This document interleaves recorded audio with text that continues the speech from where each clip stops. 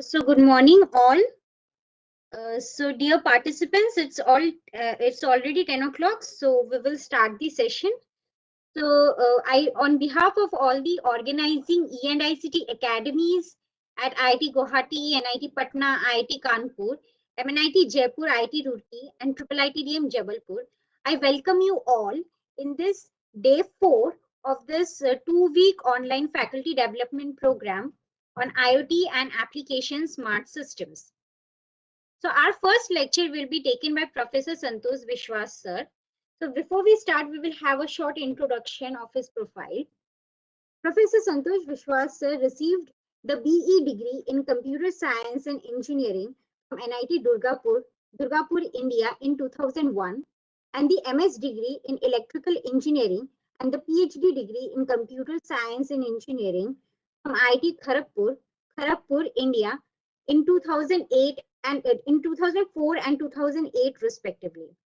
He is currently an associate and professor with the Department of EECS, IIT Bhilai, India. He has been involved in several research projects sponsored by the industry and government agencies. He is engaged with academic and industry-sponsored projects related to VLSI testing and design of testability. He has published about 170 research articles. His research interests include VLSI testing, fault tolerance, network security, discrete event systems, and embedded system. With this, we welcome you, sir, on this platform. Sir will be presenting his talk on cloud computing and IoT. Over to you, sir. Yeah. So good morning all.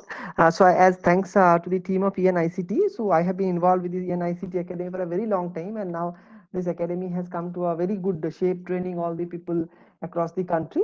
So today I will be giving you a brief idea about the cloud computing and IoT. Rather, my focus will be mainly on cloud computing because in an hour or so we cannot have a detailed discussion on both of them, but we will give you a first we'll give you about the idea about cloud computing, and then also we'll have a very brief pointers that why this IoT and cloud computing comes in synergy. That why is these two technology?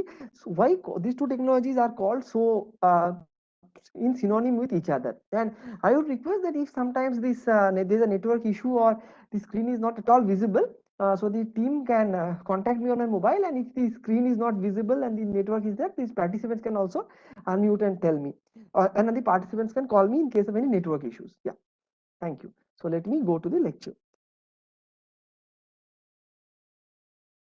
Video for better bandwidth. Okay, so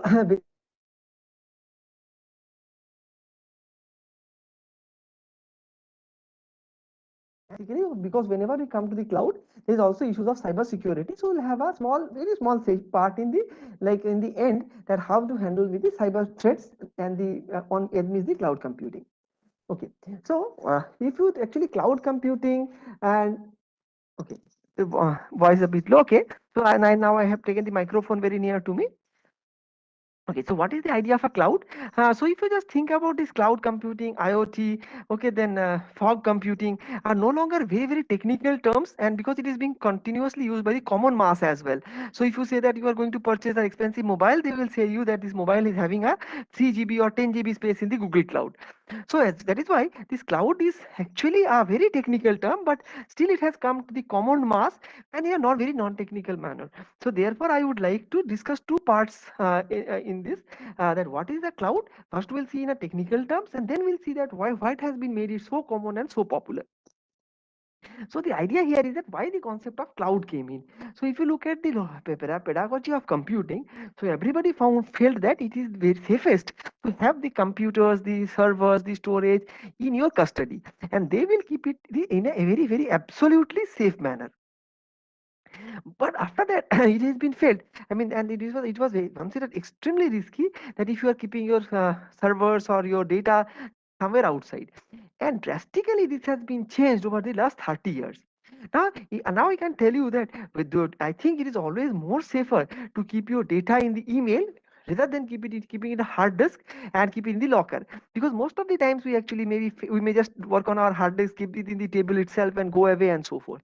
So therefore we all know that in the same way, if you are using the Google Docs, right, the shared doc, so many days most of the people have the habit of writing the documentation in the Google Doc itself. Then even if basically you forget to save, your machine crashes, you forget to have a backup on your pen drive, still the backup will be in the Google Drive or the Google Sheet. I mean, it's not only for sharing; it's also for the robustness and the non-availability problems of because of the malfunctions or malfunctions of your device. Like for example, I store a doc, very important doc file, and the computer crashes. Then it's very difficult for me to get a backup. Then the next solution is that we directly store it in the cloud or start writing in the Google Drive itself. So therefore, the idea was this actually gave the concept of a cloud. So why the concept of cloud became so popular? Because of the coming of extremely fast internet and cheap internet service. So this is a very interesting cloud, interesting cartoon. You say that I don't need the cloud, I do use an external drive. So this was the story some 20-25 years back, when we have everything inside one house and it felt the safest. And just you can see that the hard disk may be damaged, your PC may be damaged, basically because we are actually, see, I mean, idea of cloud computing came from the idea of division of labor. Like if I'm working in an academia, my job is not to pay my expertise, or the expertise of my institute is not to maintain the computing services, or rather the server services, or rather these so-called the hard disks and storage. My job is to rather teach and go for academic kind of exercises like development of laboratories, teaching materials, etc. So my institute should be least bothered in maintenance of the computing. I should be able to give this, it is outsource the service. Now, how do you outsource the service? You can, I mean, which used to be traditionally happening in the last 10-15 years, that you give it to an external agency and they keep all the computing, they maintain your computing, and they used to make a charge out of it. Now, so that is also outsourcing a service. So in that case, the computers are purchased by the institute, but it is maintained by somebody else. But many of the people could not afford, so it was the faculty or the student's job to maintain them. Now, if you see the total distribution of labor, so in that case, if something can be happen, that I need not bother even to purchase my computers. Maybe I just need a very simple dumb computer with internet connectivity, and all my storage, my servers, okay, my computing GPU cards, all are in an external, is maintained somewhere else in another place. I just connect to that place and do all my job, and it is the headache of that particular vendor whom I connect, and I do my computing to store my data securely and robustly. Now it's a much better way of handling the things, because those guys with the vendors whom we are talking to have the expertise on this. It's something like if I say that a university which teaches aeronautics do purchase planes and keep it for the training. It's not possible, because this aeronaut, even if the aeronautic institute, they are basically, they are for theoretical aspects training and practical aspects. They are not to purchase commercial or in that way small aircrafts and maintain them. Similarly, like when we teach computer engineering, we hardly teach anybody how to assemble a computer. So one is the theory and research part, and the academic part, and the industrial part. So that was exactly missing in the case of computing. So you had to maintain the computer, storage, etc. Now with the upcoming of this fast internet, actually the concept of cloud came up. So what is the concept of a cloud? I will have only a very dumb terminal, as minimal terminal as possible. It can be as simple as a mobile phone, and all other servers, there is processors, storage, everything will be stored in the cloud. So that is the concept of cloud. Now with the upcoming of this fast internet, actually the concept of cloud came up. So what is the concept of cloud? I will have Hello, sir, we can't hear you, sir.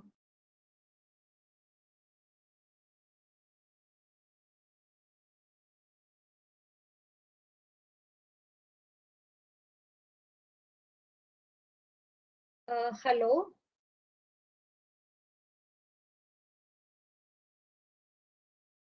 hello, is my voice audible?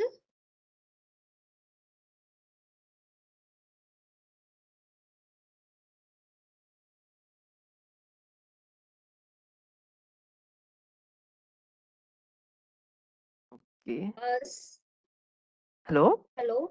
Huh. Yes, sir. So now your voice is Yeah, audible. okay, fine. Sometimes they are showing some network issue. Fine.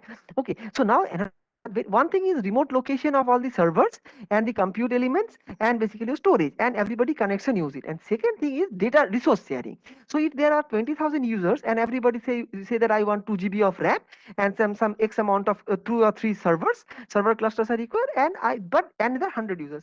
So of course I will never purchase 200 GB of RAM, or sorry, 2000 GB of RAM and some 2000 odd servers. Rather I know that at a given point of time not all the users will be doing full capacity. So therefore I will make a practical assumption that at any point of time I can go up to 30 to 40% of my max capacity required, and I will optimize on that. Of course, I mean this optimization, sometimes it may happen that if you ask this, I think something like you take a internet connection, ISP connection, then they claim that they will give you 56 GB kbps, but in that, sorry, 56 mbps, but at all point of time you are never going to get 56 mbps. Sometimes it is lower and sometimes maybe slightly higher, but always lower. But actually we were never that much concerned because more or less the job is done. Similar in this case also is called bandwidth sharing. Similar in this case, I mean it will just not multiply the amount of requirement you are purchasing the services from the cloud. I mean they will actually have a reasonable limit, because at the point is that not at every point of time everybody is going to use the resources. So cloud is basically two things: having all the compute elements, storage elements, and a scheduler. A very, very important thing is called the scheduling.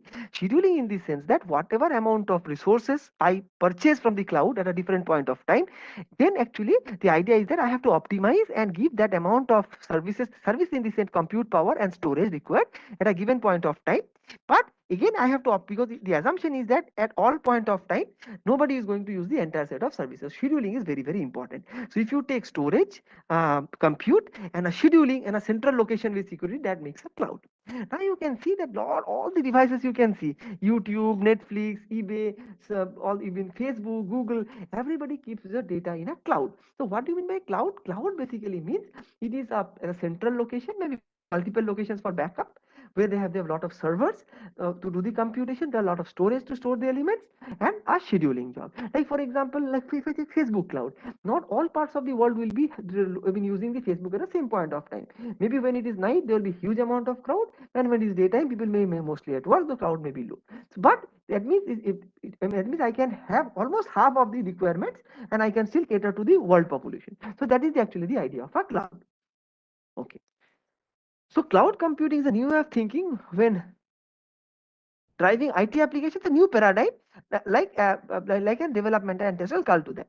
So cloud is a new consumption and a delivery model and inspired by consumer internet services, and is end user focused, self-service. I'll come to all of these points one by one. So cloud is a new consumption and delivery model. So why do we call it a new consumption model? The idea is very interesting. As previously used to say that if I require a computer, I'll just purchase it, keep it in my premises, and do it. But now, if you just assume that when we were doing in the higher secondary, or my ourselves we're doing the BTech, so hardly we use the computer in the day, in the night time. Daytime we were mainly in the classes. So now the whole compute element is lying idle. Okay, so the idea is that at that time, can I outsource my hard means compute and the storage so somebody can use and pay me something?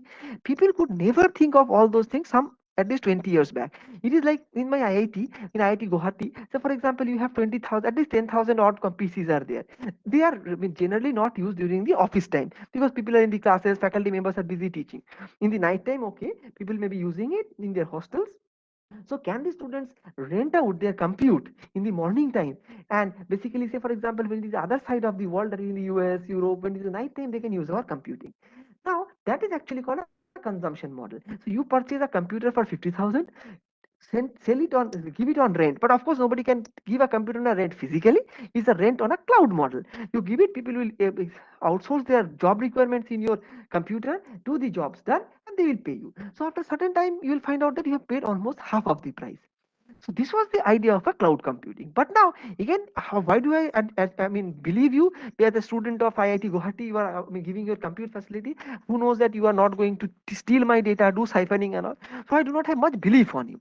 So that is the reason cloud actually has to be, cloud services has to be given by reliable vendor. So I can tie up with Amazon. I can come up with Cloudera, and I can say that I will give my resources to Amazon or the Cloudera, and they will ascertain that all the security infrastructure like LDP, anti-malware, and anti-privacy threat, all software are installed in my PC, and then only it can be given at a rent model. So therefore, it is very much, and one very important thing is the internet. So if you have, it can only be possible you have an external, fast and cheap internet, which has been the recent story with the coming of 5G and all. Previous to that, the cloud model was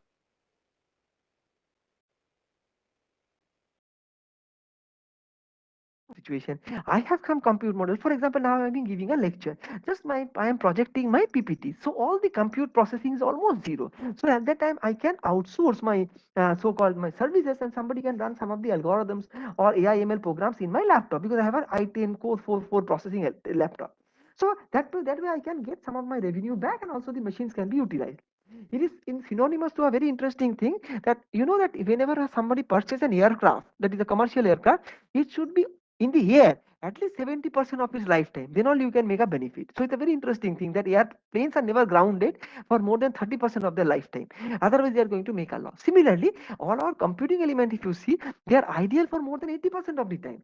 Ideal means basically if you are serving the net, I'm showing a PPT, your processor is almost at zero. Excepting when you are maybe running out some kind of a MATLAB code or some kind of a heavy compute AI data element. So therefore, cloud computing is basically coming all the people coming together. That is called cloud sourcing, that you give your data to be computed at different platforms, and so that people can rent it. So giving my computer in a rent is one extreme model, but generally this idea is something in a different model.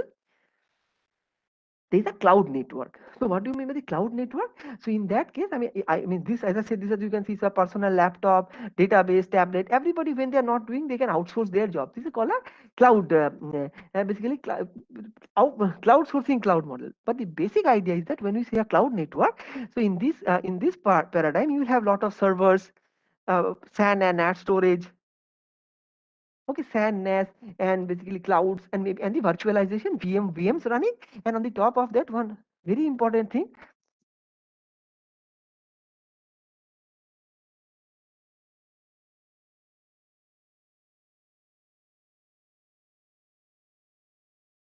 So your voice is not audible. Hello, hello, Yes, hello. and now it's audible. Right. Okay. So now the idea is that in the cloud computing, so you have the servers, you have the storage, and hypervisor, that is the virtualization.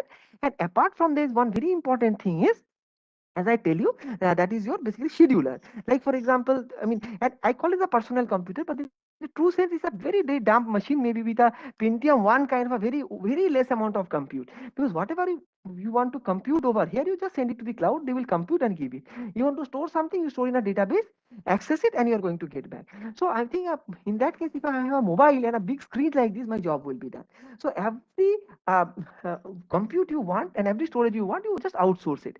And you always know that the cloud vendor has very good expert people who are experts on basically managing of the servers, maintaining of the servers so that no damage is there and so forth. Okay, and top of that, another very important thing is internet. So you can see that everything is possible, you only there's a high-end internet. So no network means no cloud. That is, I should have a very fast connectivity from to the cloud. This is something like I have my CPU, the monitor here, and the CPU may be some 10 kilometers away. I'm just giving an example, and you can understand that if that is the happen, you cannot use a normal cable to do the computation. Basically, it's a network and it has to travel, and you can understand the speed. It is something like your CPU is not there. You have a very simple monitor, and the CPU is some 10 kilometers away, and you are doing the computation. So you can understand the speed required to do that. And with the upcoming of 5G networks and with GBPS LAN and so forth, so therefore it is actually become a practicality. Okay. So again, as I was saying, what are the importance of cloud? First of it is scalable. So the idea is that nobody will, I mean, if I say that I want to have a 20 GPU servers and I need some 100 servers and around 1 terabyte of NAS and SAN, I want to establish it. First of all, the cost will be enormous. Then I may not have experts to do that. Tendering, government process take a long time. So what people do is that people rent it, and may not be that high computer required throughout your life. I mean, throughout your journey, maybe you are having some hackathon where you are having a hackathon on AI analytics. So you may be required to call people, do the analytics done, execute the AI program, the job is done. Only you have to take it during the hackathon time. So you can rent the high-end computing only for that amount of time. So therefore, it is actually a very much scalable in this an economic model. And also, say for example, today I require 1 gbps, sorry, I give one 10 class 10 servers, tomorrow I require 100 servers, and then again after few days again I will be happy with my 10 servers. It's a very scalable and a flexible model. Okay, secondly, what you call low latency, the cloud network must be in a microsecond. So nowadays networks are coming up with a very high bandwidth and speed, so that is possible. One is guaranteed performance, very important. Cloud networks must be predictable performance. That is what actually I was saying about this. What do I call the scheduling? For example, if you remember the Netflix, is a very costly platform. So you can watch the movies for 700 rupees per month or even 150 per month. So if I am taking a 700 rupees subscription, then I am going to get HD or 4K visualization. So in that case, whatever image processing algorithms or image processing that will be done,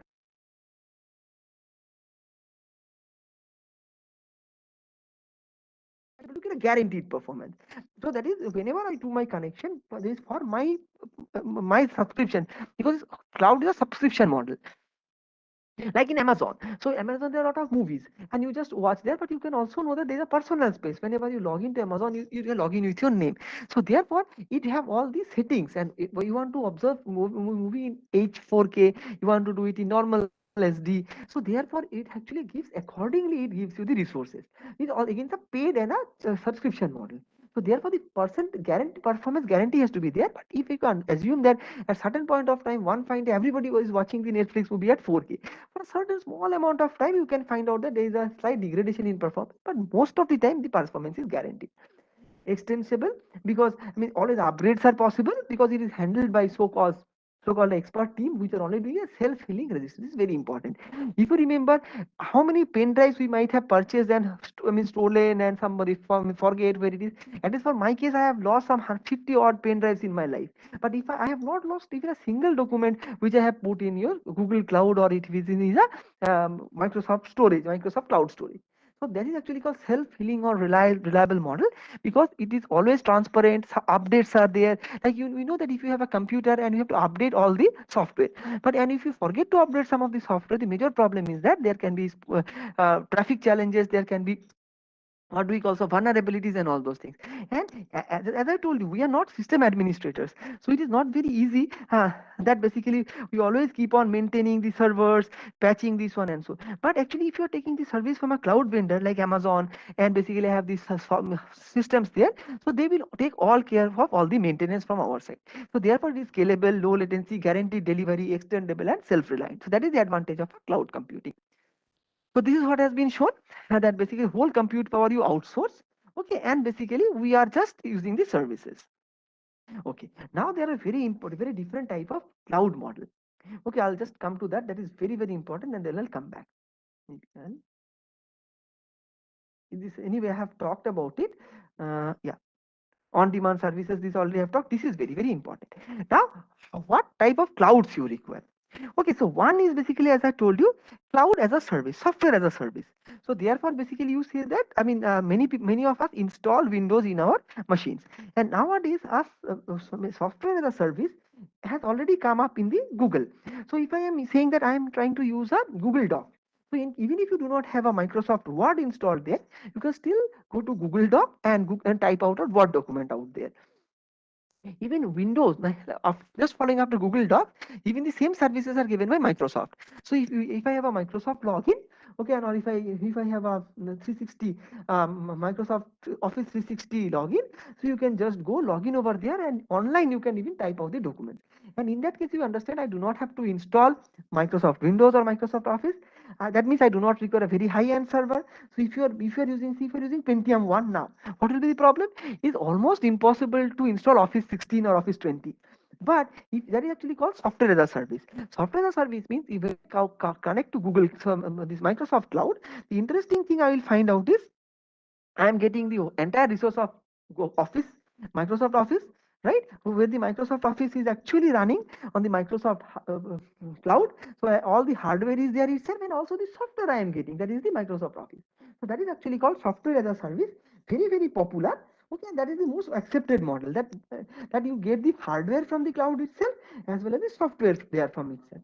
But one should also tell you that it's a very expensive model, more popular, but you have to pay maximum to the agency.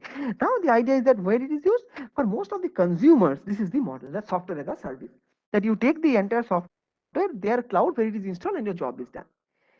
Next is actually called the platform as a service. So the other two, the infrastructure as a service and the platform as a service, are used by different industry. See, for example, I just have a basically I just want to say that I want to develop a plugin that that in the case of Microsoft Word, which is in shareable mode, so I can say that I will make it secured. That is, the idea is that, so because anyway it is already there in the Google Share, so that if the document you can share among people, you just give the email address and it will share among them. So those people can only open and see. But assume that that facility was not there. Okay, and then that facility is not there, it was not developed. I'm just giving a stray example. It's already, it has been developed, but I'm giving an example. Assume that that facility was not there at that point of time, right? Now, what do you mean by it was not there at the time? Basically, say that somebody had developed a software as a service, in which case you can type out a Google document, and if anybody had the link, basically you can open it and see it and change it. Okay, so that is a problem. Now, I want to develop a secured environment for that. Now, how do I do that? To do that in a secured environment, basically I purchase a platform as a service. So what I will do is that I will purchase this software from Microsoft with their cloud computing, that basically allows me to develop a secured environment for my software. So that is actually called the platform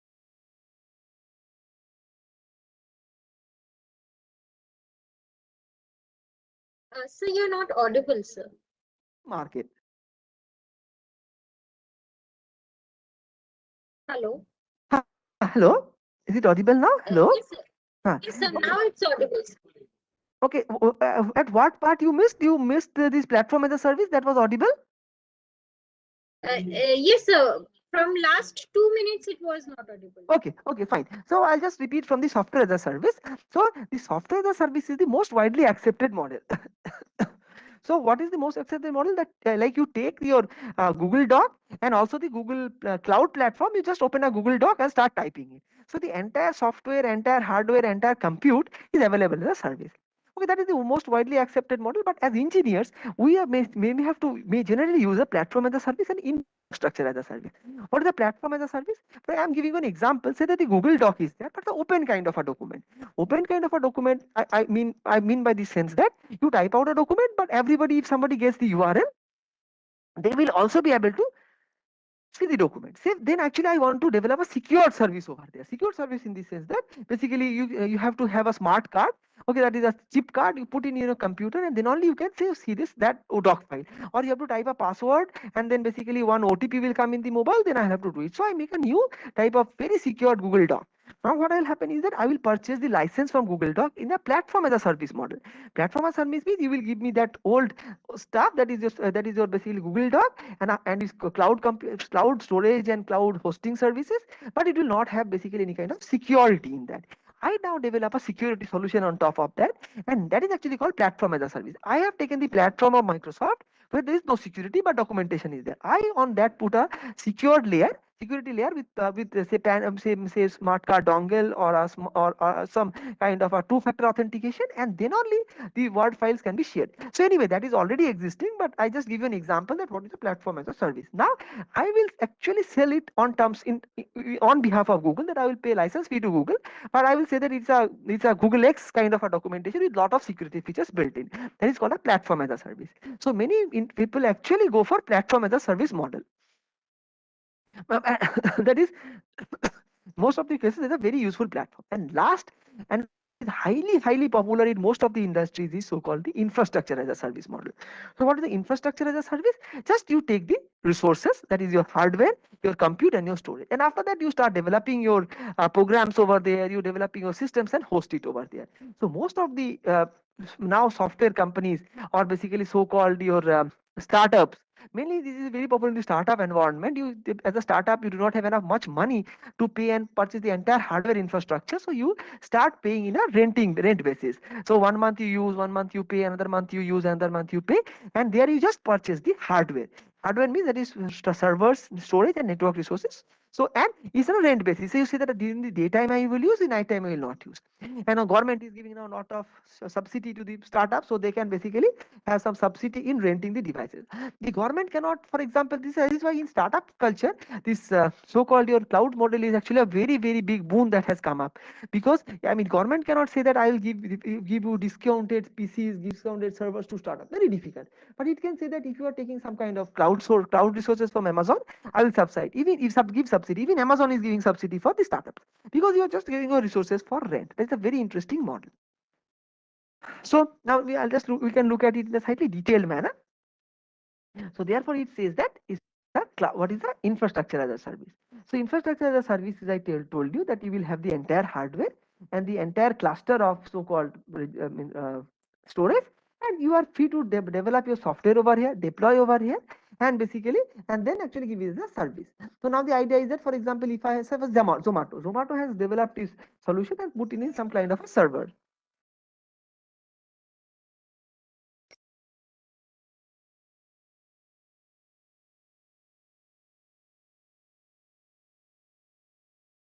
Hello. So again, your voice is breaking, sir. Like we can't hear. Hello. Sir, you have muted yourself, sir. We are providing you an unmute request, sir. Okay, I don't know. Suddenly it got automatically. I was unable to unmute. Okay, okay. Hello, hello. Yes, sir. Now we can hear Yeah, yeah. you. Right. So what I was saying is that, so basically, like for example, Zomato has developed its own application and put it in the cloud. So now, in the weekends, maybe there are a lot of requests for the Zomato for service. So in that case, they will have to hire for a higher resources, and maybe in the weekdays where there not may very much popularity, then maybe actually a low amount of resources. So the idea is that infrastructure as a service means you develop your own system and put it into a cloud, and depending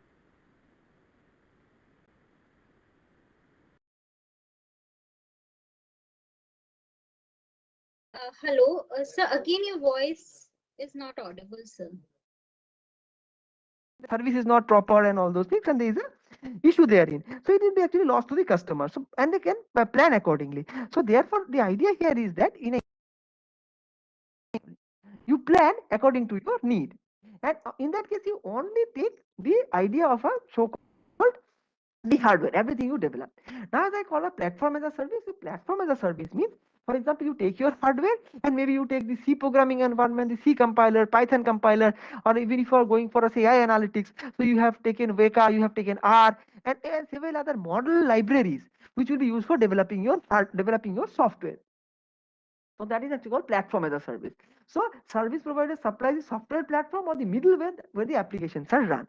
Like for example, I mean this Java is a free environment. But say for example, there are a lot of software in the medical domain or automobile domain. So for example, if you say that you want to see how beautiful a Mercedes car look, and you can say that you can also put yourself as a dummy element in that car and you want to see.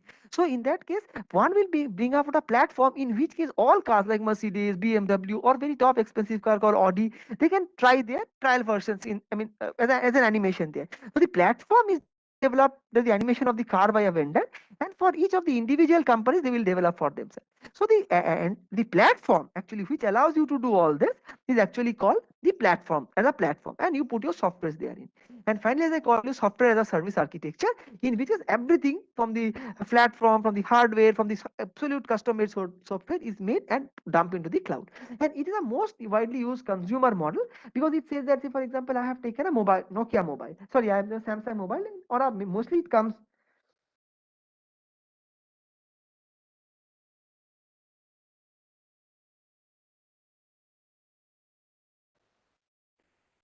Hello. So what I was trying to say is the idea is very simple, saying that basically they along with your mobile phone like a Mac, they say that you have the hardware with you and all the cloud services available in the Mac cloud. So that is actually a software, the entire software as a service. Say for example, if you want to download a movie, if you want to store some of your devices, you can, that is some kind of music store you want to access, and they are all available as a full based, I mean, you don't have to develop anything. The entire, even with the music player, what do I say? Call this so-called our this Zim player, everything is actually already in the cloud itself. You could just put your song in that cloud.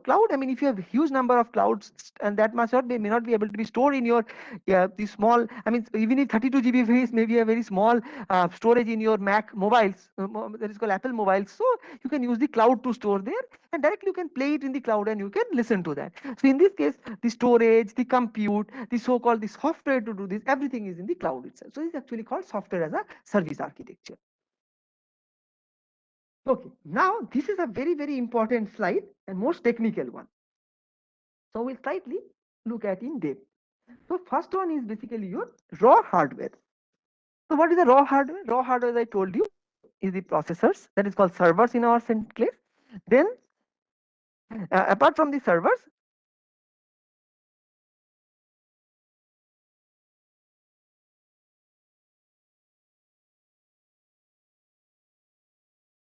So you're not audible, sir. yeah, hello, hello. Yes, Now, now you're yeah, audible. yeah. Sometimes actually the network is slightly lower. Thank you. So now it is the hardware, right? So hardware is basically already told you the servers, and we should not call processors in this context. They are actually servers, and on top of the servers, basically is this on top of the servers. Basically, I can say are this NAS and SAN storage. We should not call hard disk. They are actually NAS and SAN storage element. And on top of that, basically, and what it computes is computes CPU. I should not call it the CPU, it's the servers. Memory, that is NAS and SAN. Memory disk means NAS and SAN, and bandwidth. Very important is basically is the internet connectivity. So internet connectivity will require the switches, that is layer 2, layer 3 switches, VRFs. Okay, then SD WANs, different technologies, VPN servers, and firewalls, and all those things. The entire security environment, everything is there. So they're actually called the data centers. So the term I was saying that we outsource it to some of the people who will take care of that are basically data centers. Okay, data centers are mainly having all the servers, NAS and storage. Bandwidth means networking elements. Networking elements in data centers not only have switches, but they have a lot of other security elements like UTM, that is called the universal firewall models. They have the intrusion detection system, intrusion prevention system for the security, data loss, hardware security modules, and so forth. So these are actually called the data centers. So if I call it, it is called the infrastructure as a service. So you can see, and very important thing, computation, there is VMs and storage. So what is virtualization? So if, for example, if I have a single server, so if I have a single server, you can, it is something like one computer with one server running, and you can execute there. But on top of one server, I can actually boot up 30 other virtual servers or virtual CPUs.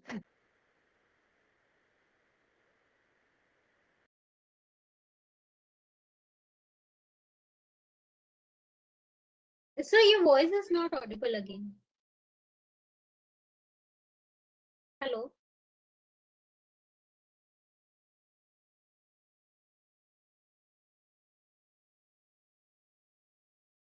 Hello, sir. So you're not audible, sir.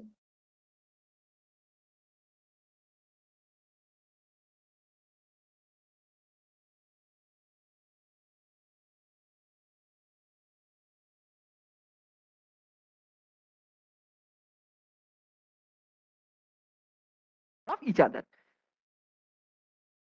Okay. Right. So that therefore actually calls the concept of virtual machines. VMware is one of the top vendors to which takes care of that. Okay. So it actually partitions this into two different parts.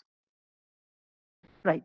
Okay. So therefore, VMs are very, very important. That is virtualization. That is what, because you have may have 100 servers. Now there may be 10,000 people who may be using your server. So you have everybody. You say that I want a Linux machine with 2 GB RAM and maybe so much amount of computing power. So and one server will have some 30, 40 CPUs, or I mean generally they have 48 CPUs, 16 CPU, 32 CPUs, 48 CPUs, something like that. Maybe I require 10 CPUs and 2 GB RAM. Okay, other people maybe say 6 GB RAM and 3 CPUs. And each of them will have, it will see that I have very individual OS that has boot up, and you will not find any difference than working in a laptop or a present computer and working in that cluster or in the data center. That is actually called virtual machines. They make different, they boot up different operating systems. Previously used to call it as sandboxes, used to call it a sandbox environment. Okay, and they do it. So therefore actually it is called a of virtualization in a data center. So if you look at it, it's called infrastructure as a service. So Amazon E2C, GoGrid, FlexiScale are very some good examples of infrastructure as a service. Now let us take the example of which is called the, as I was saying, the platform. Platform basically means that along with the hardware, I am giving you some basic software framework or some basic things is already developed. Like for example, software framework like Java, Python, .NET, DB, okay, some databases like MongoDB, right? And basically, many of them can be in the FOSS model. FOSS basically means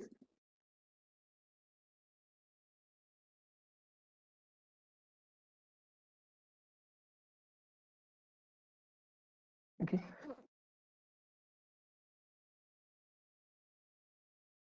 Right. So what basically I wanted to just highlight over here is a small thing. The small basically the highlighting was that along with the hardware, there is a software framework. So this Java, Python, .NET, okay, and maybe you are using some kind of a open source database which can be used to develop your applications are free. But it's actually called platform as a service. Along with the hardware, you are going to get the software framework. But many of the time, the software frameworks will not be free. Like that is what I'm so tell you that Mercedes Benz or car animations is a highly priced software. And many of the expensive sort like instead of MongoDB, you are using Oracle. You are using Neo4j. This is a graph database. So they are all paid versions of the software. Okay. So in that case, basically you have to play. You have to give some money as well as for the platforms on which you will be developing your software, like Microsoft Azure, Google App Engines, Amazon Simple DBS3 are examples of basically such kind of app development engines. That is the software on which will top develop these applications also can be taken as a part of the cloud.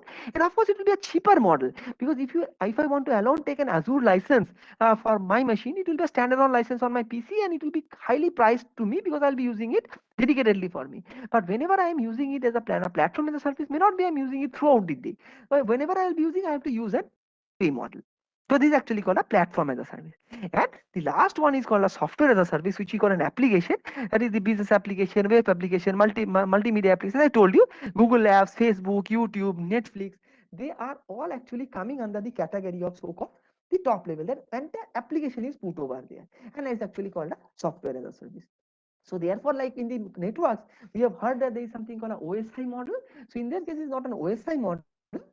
This model is called uh, basically your so-called your three-layer model in a network, sorry, in a cloud environment. In the OSI layer, we have heard that is from the physical layer to application layer, and IoT also there are three layers. In similar way, in the cloud environment, we call it the infrastructure as a service, platform as a service, and a software as a service. And some of the examples are given over there, and what are the resources at each layer, that's also actually highlighted over here. Okay, so this is again the detailed of this slide. So basically not very much required in this. Now, some other very interesting thing we are going to look at.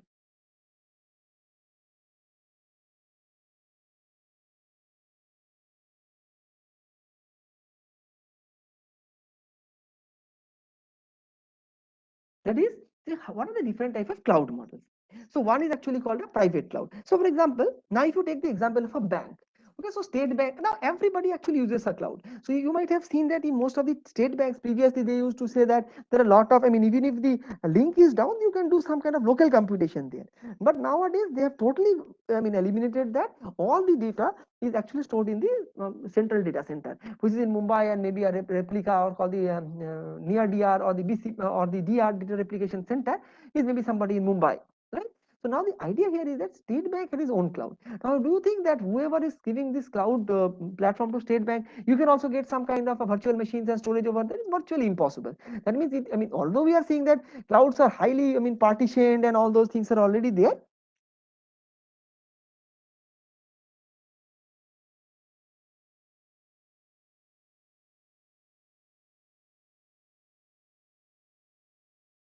detection systems and the prevention systems will never work.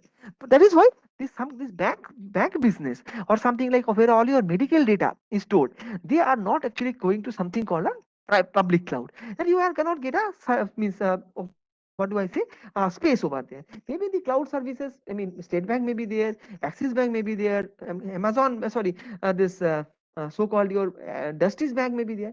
So that is actually called a private cloud. There is not that, I mean, the idea is not that the State Bank is maintaining it. It has given it to maybe Amazon. But in that part of the cloud, it is not going to give any other virtual machines. Yeah. Hello. Is it audible? Yes, sir. Is audible, Yeah, right? Yeah, Okay. it's audible, sir. Yeah, I got a, this one from text from somebody. So you may please check at your end about the internet. That is the only problem actually. That is why it said that cloud actually works only if you have good internet. So all this virtualization works only with a good internet. Anyway, so that is actually called a totally private cloud. So the private cloud basically is not one misnomer. Many people say that if you have a so-called a private cloud, basically it is that it does not, it is actually State Bank will maintain it. It's a misnomer. It is going to be maintained by Amazon, or if you are taking it from India there's an Indian cloud called Badal. So it is maintained by cloud vendors, not by State Bank or India, because they are not experts to do that. Only thing that changes is that only important thing that happens over here is the small interesting thing to observe is that in that virtual space nobody can, oh no, other guy, like for example, me or IIT Bhilai or IIT Guwahati will get a cloud space over there. That is called a private cloud. There is a called a public cloud. That is everybody will get a space over there, pay and take it. Just like, for example, as I told you, that this is a like YouTube, Netflix, pay and get a cloud. So it's a, generally movies and some kind of blogs, everything will be there. That's the example of a private cloud. And there is actually a community cloud. So what is a community cloud? Community cloud basically means maybe a cluster of banks or cluster of, as I told you, avionics companies, cluster of basically so-called your car manufacturers, in which case there may be equal requirement of utilities will make a cloud environment. Like for example, if all the companies who are basically working on say AI analytics, so in that case basically what they will do, so they may actually take a similar cloud environment. What is the advantage? The advantage is that the similar amount of type of hardware will be there. For example, it's a AI driven company. It will take a cloud vendor where a lot of GPU cards are there. If there is a company which has actually has more or more kind of basically working with the sensor database, it's called the IoT. Now, where is the concept of IoT coming into picture? I will talk over that. So what is the concept of, like we have seen that the private cloud, there is a public cloud, and there is something concept of a hybrid cloud. Hybrid means taking a part of all that. And this is a very, very complicated stuff. So community cloud, as I told you, it is actually by a group of people with a similar kind of requirements. Like for example, banking, they will have a very secured environment. If you are taking as a private cloud, if you are taking any kind of movies, I mean a private cloud called the Netflix, Amazon, they may be taking a similar cloud of a cloud service. Why? Because they will have similar kind of hardware resources. So it is not a good idea that you store 5 GPU cards in one data center and another 30 GPU cards in another center. It's better to have the same type of resources in different data centers, and you assume that all the users will connect of a different type will connect to a single place. I mean, it is the idea is that maybe people who will have lot of AI kind of data analytics kind of workload will connect to that part of the data center where you have lot of GPU cards. People who have been watching the movies, they will connect to that part of the data center or those servers of the data centers which have lot of codec hardware available. That is DSP servers, DSP platforms over there. That is why they make something called a community cloud, same type of utility. And what is the hybrid cloud? Hybrid cloud is, I mean, some in a big cloud, some part may be private, some part can be having similar resources, and some part can be basically used by everybody. And cloud was there.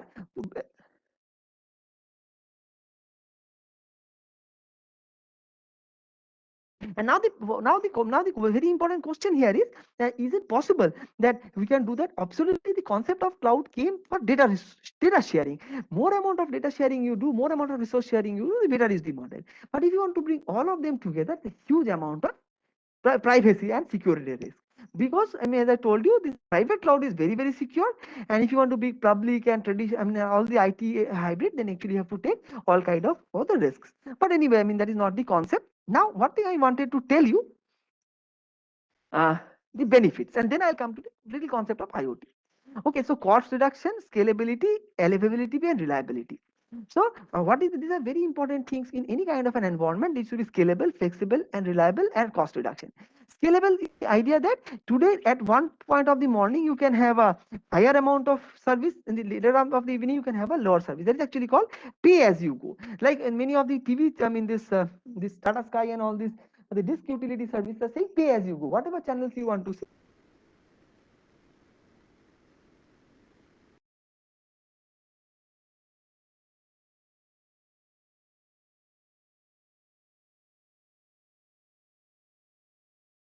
So your voice is not audible, sir.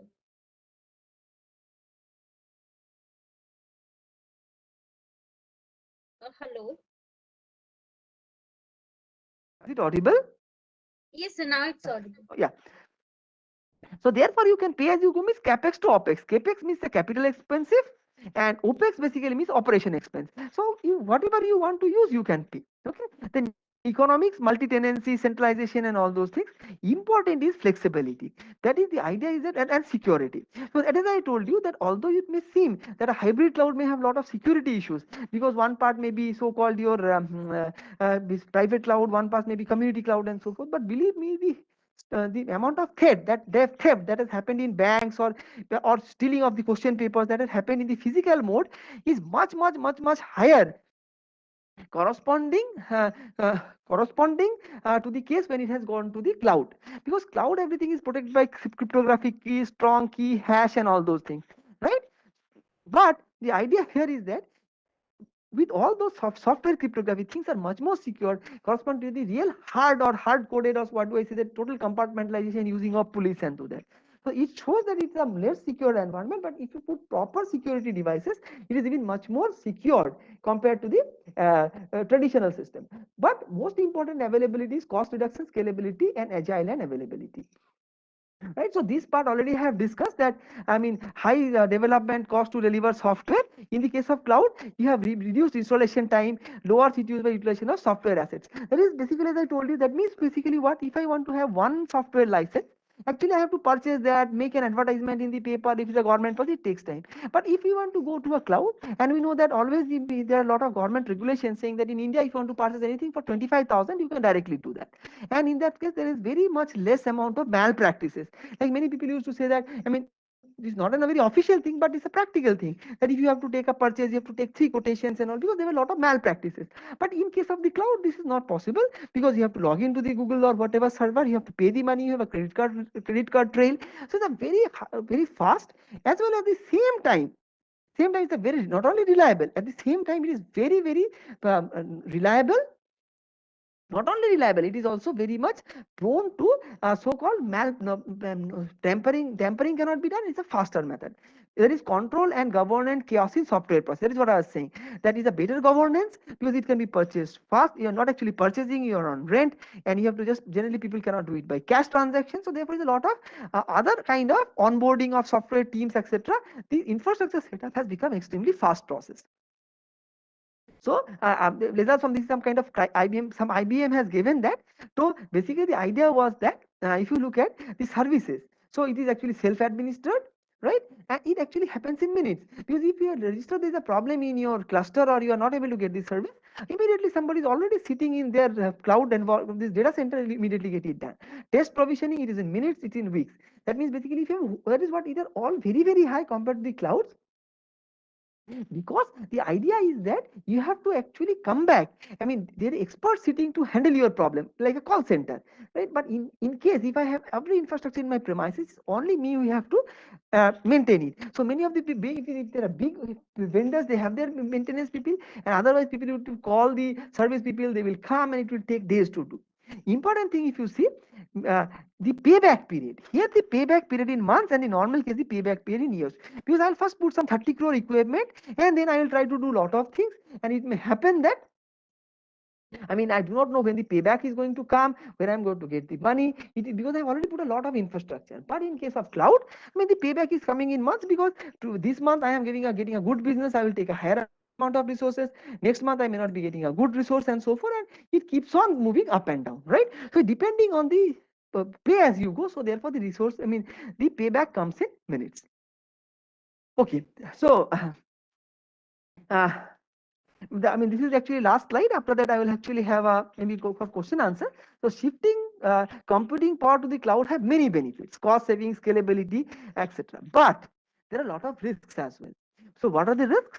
Mainly that is the security risk. But the security risk as such is not there compared to a physical environment, because I told you, forget the hard disk, the pen drive is stolen. But for example, you are not, because they have given you a VMware, they are updating all your softwares therein, but maybe you have given a very weak password for your VMs. Then there are hackers who have just taken some very limited space in your so-called your serve in your data center. And as I said, it's a VM. So you have also booted your VM, he has also booted your VM, but you have given a very very low, very very weak password, and then they can actually hack and go into your VM and steal the data. So it is not about the technical is not a problem. The problem is that people have taken a weak soft, I mean very weak, very weak so-called weak software, I mean weak passwords. They don't change the passwords, and therefore they are this is only because of their problem. I mean, most of the attacks are not because of the technical problems, but because of the non-technical problems of the human beings. They forget to have a good password. They do not, I mean, update their systems and so forth. Right. So with this, basically, I have come to the end, and now we should open up for some question answers. So if anybody has anything to discuss, they can please turn on their microphone, and we can have a discussion. Sir, there are a couple of questions in the Q&A section, sir. So, Yeah. if you permit, we can read it. Yes. Let me also. Yeah. Please. Yes. So, one participant is Raj Ali, sir, says, as per the cost, which service is costlier among IaaS, PaaS, SaaS? Yeah, so actually the software as a service is the highest costly, because in that case you are taking the hardware, you are taking the platform, and even you are getting the software developed by somebody, and you are just using it. It is something like I want a computer. I mean, if I take traditionally, I have a shop. I want a computer where I have need the entire software which I can do my billing of my grocery shop. Something like that. Hard soft computer software, that is the C or C++ where you develop, and top of the program itself. And if you say that I will develop my own program, I just need a PC, and then somebody from my shop, he is quite so-called intelligent person. Okay, and basically he's a very intelligent guy, so he can develop the code on my behalf. Okay, so not a problem. So in that case, basically it is actually infrastructure as a service. And sorry, infrastructure as a service only the computer. Okay, but then basically if you say that okay, I just need the programming platforms like C++, Python, then it becomes a platform as a service. And if you want to see the entire program, basically, so the platform, coding platform, the hardware, as well as the program which will take the billing of your means grocery store, it become a software as a service. Yeah. Next question, please. Thank you, sir. So the next question is from another participant, Syed Ali, sir. So he asked that, sir, antenna simulation software like ANSYS, HFSS, or CST, they too provide cloud access. Hello, can you just feedback again? Yeah, No antenna simulation softwares like ANSYS, HFSS, or CST, they too provide cloud access. Yes. Actually, that is a software as a service. So in that case, what is that somebody was is a SaaS model. That is basically you are not purchasing any license. You are just logging into their server that is in the cloud, and you are using one license there itself. So it's not 100% license dedicated to you. Maybe you are using it for 3 hours. You are taking the license, running it there itself, and coming out. This is actually called software as a license. So it means instead of IIT Guwahati purchasing a license, it is IIT Guwahati, IIT Bhilai, IIT Kanpur, and some other institute totally purchasing one license. Somebody is using the daytime, somebody is using a night time. There's a SaaS model. Okay, thank you, sir. Yeah, thank you, sir. So, dear participants, in case if you want to interact with the expert, you can raise your hand. We will be unmuting you. Sir, there are some participants who want to interact, sir. Shall I unmute them, sir? Please. Okay. So, first participant is Aarti K, ma'am. Yeah, so, ma'am, please. I'm unmuting you. Please ask your query. Hello, Aarti, ma'am. You are unmuted.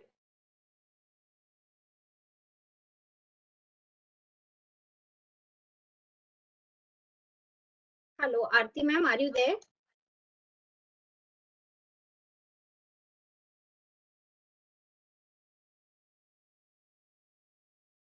So I guess Aarti ma'am is not there. So next participant is Gulab Patel. So I'm unmuting him. Good morning, sir. Please. Yeah. I can hear you. Yeah, sir, my question is, if you see from a startup point of view, so cloud are easy to go, right? It's ready. You can just deploy whatever model you have. You can Very, build the very. resource on Actually, the remote. mostly people who have benefited is basically the startups. Everybody has benefited, but Yeah, nobody has been more much benefited than this so-called startups. cloud. Cloud service. Okay. So then my question is, can we 100% rely on the cloud service, or we do we need backup No, not required. on-premise software as No, well? no, no, not at all a very good model.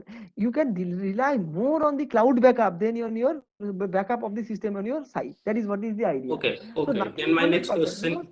Okay. please. Okay. Then my next question is, it's a kind of centralized service, and nowadays we are talking about blockchain, because Huh, some points it might go down, right? So, right, right. what's your point on that? So the idea is that actually there's a lot of difference between the cloud and basically a blockchain. Blockchain is transaction services. Say that for example, I pay you 200 rupees. From that 200 rupees, basically you pay 50 rupees to for this IIT Guwahati, and then something from some kind of virtual labs in IIT Bhilai and so. Your voice is not You audible. and how you have spent it. So the entire trail, if I have to find out, that is actually stored in a blockchain. Okay, blockchain is one service which you can always put up in the cloud. And nowadays, clouds are now always distributed. Nobody actually puts all the cloud services or the cloud hardware in one area. They are called it DC, DR, data replication, Mhm. and basically near DR. So three places they are replicated. So in one place we will have the Yeah. data center plus a replication, and also there is a replication in a further part of the country, so that in case of any failure, there is a recovery mechanism. So even your cloud is also going for the distributed model. Okay, got it. One more question. Can you Please, please. describe community cloud Yes, in brief? community cloud is something. For example, I have 10 PC. Okay, you have in your institute 100 computers, and you have some VM Mm. license. So what I can do is that I can tie up all these 200 PC and make a cluster. Make a cluster. There is not a data center; it will be a cluster. So therefore, I mean, if I can now I can rent it to the people. In that case, what I'll say that it's a community cloud of education system, education people. So if somebody wants to run MATLAB, if somebody wants to say have a software called ANSYS running in it, I will put it in my cluster and people can access. And of course, you have to, if you're using my licenses, you have to pay me. But it's only for academic. So it's an academic Oh, community license, community cloud. okay, but okay, then in this case, the distribution is compromised, right? Because those software will be at a single place, right? If something goes, if something bad happen, there is That is what, disaster, because yeah, right, they right. The might lose. idea here is that because it depends on the maintenance. Now I can say that I will give these 30-40 computers to Amazon to maintain. Amazon will actually outsource it for me. So then it's a very secured model. Amazon will actually install all their cloud servers, protection, data, endpoint security modules in the system, and they will take care of it. But my revenue will be lose in this case. But actually, that is what I was saying. But we did not worry because it's a what do we call it, academic cloud. If something is lost, no problem. I mean, people will not keep very secure things, and of course, the price you will be asking will be cheaper, right? But if you are Okay, taking got it it. to Amazon, it will be much higher. That is actually a community cloud. Okay, okay, got it. Yeah, yeah. Thank you so much, sir. Thank you. Thank you, Gulab sir, for asking your query. So next participant has asked her query in the Q&A section. So she's Lavanya T. Ma'am. So she's asking, sir, if there is any hardware attack, how the security is ensured in cloud computing? Okay, so see, actually, the hardware attacks are hardware trojans. Okay, so hardware attacks, if it is launched, I mean, extremely difficult to prevent. All the most of the 99.9999% of the attacks are basically done from the software side. Hardware trojans means basically your processor or the server or the GPU which you is using have a trojan inside, and one fine day it blasts and come out. There are a lot of techniques to, I mean, work on the hardware trojan, that is the hardware malwares. Okay, but it's a totally different paradigm. Mostly such type of attacks have been extremely rare and at least never been faced till now in the data center community. They have been, I mean, happened in basically some other areas, but not in a very practical manner, because these hardware are basically manufactured by companies like Intel, AMD, and therefore they are highly reliable and they are non-open source. I mean, you cannot go open and break open a microprocessor chip and put something in there. The Verilog code, the coding that has been done has to be modified, and that is done in a closed environment. Whereas network is open, okay, and you can get space in the cloud. Okay, so you can change the software running on the hardware, but not the hardware itself. Therefore, hardware attacks are very, very rare. Yeah. Ma'am, next question, please. Yeah. So next and last question, sir, from participant Sanjeet Kumar, sir. So he Yes. asked that in some cases, if uh, it is very time consuming to get all services through cloud, can we go cloud services for surveillance? See, the idea is this cloud service is available for everything. Surveillance is just one of them. I mean, nowadays, whatever service you need, all the services are available in the cloud.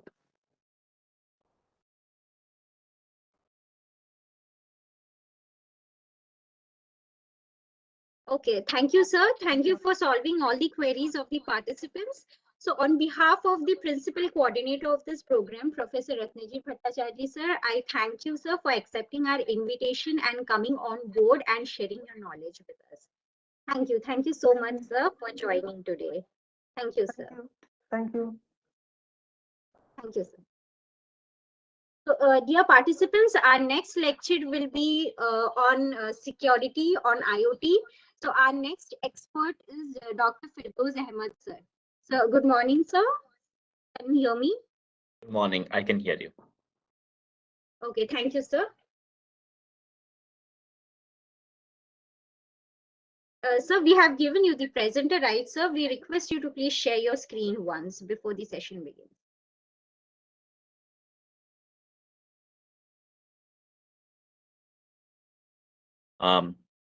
Shall I start or like? Sir, we will have a short introduction. So Sure. first, let's test this sharing option, sir.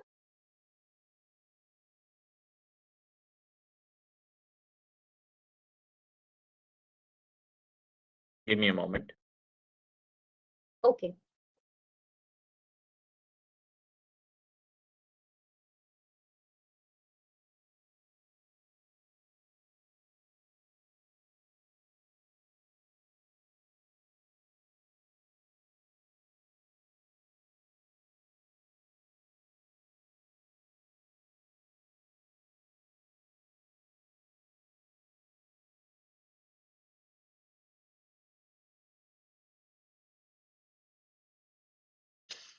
Please let me know if you can see my screen. Yes, sir. The screen is visible, sir. So, dear participants, before we start with our next session, we will have a short introduction about our next speaker. Dr. Firdaus Ahmed Barbuya, sir, is an associate professor at the Indian Institute of Information Technology, Guwahati, in the Department of Computer Science and Engineering. He is also the Associate Dean of Research and Development of IIT Guwahati. He has received his PhD as well as MTech degree from Indian Institute of Technology, IIT Guwahati, and BE degree from Jorhat Engineering College under Dibrugarh University, all in computer science and engineering. His research interests include security in cloud and IoT, biometric security, security in OSN, etc. He has implemented research projects funded by government as well as corporate agencies. He is a member of the working group on mobile device security for the realization of the mission set forth by the Ministry of Electronics and Information Technology, MIT, Government of India. He is also active in consultancy services for various government departments, including law enforcement agencies for cyber security aspects. He has published more than 80 research papers in international journals and conferences of repute. Prior to academies, he has spent several years in the software project industry, experience of which he is now translating into broader avenues of academics and research. He is a member of IEEE and ACM. So with this short introduction, I welcome you, sir, for the next lecture on IoT security. Over to you, sir. Thank you very much. Am I audible clearly? Yes, sir, you're audible, sir. Okay.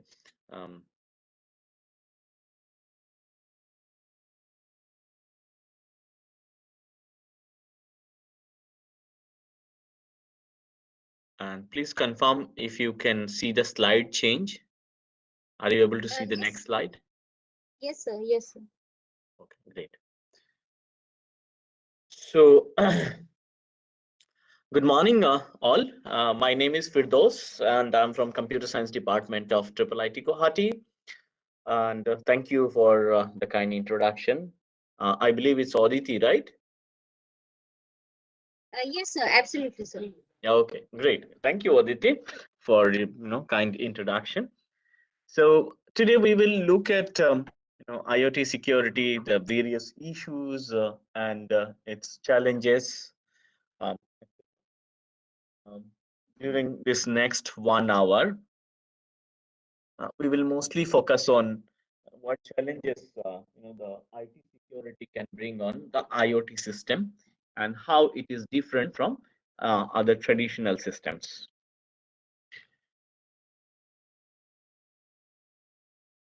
So the agenda is very simple. How secure is the IoT system? Whether there are any security loopholes? What are the common protocols that are there in IoT and their vulnerabilities? And what are the key aspects of securing these IoT systems and protocols? I will skip through a few slides at the beginning because I believe this portion has been discussed by multiple speakers. What is IoT? I'm sure some of the participants can share their experience, like what you understand now when you say IoT. Can I hear from the participants? Yes, sir. Can at least Dear participants, dear participants, in case if you want to interact in the session, you can raise your hands. We will unmute you and you can interact in the session. Yeah, that's So we request excellent. And in case you can also type in the chat box or in the query during the presentation. Feel free to stop me at any time or ask question at any point.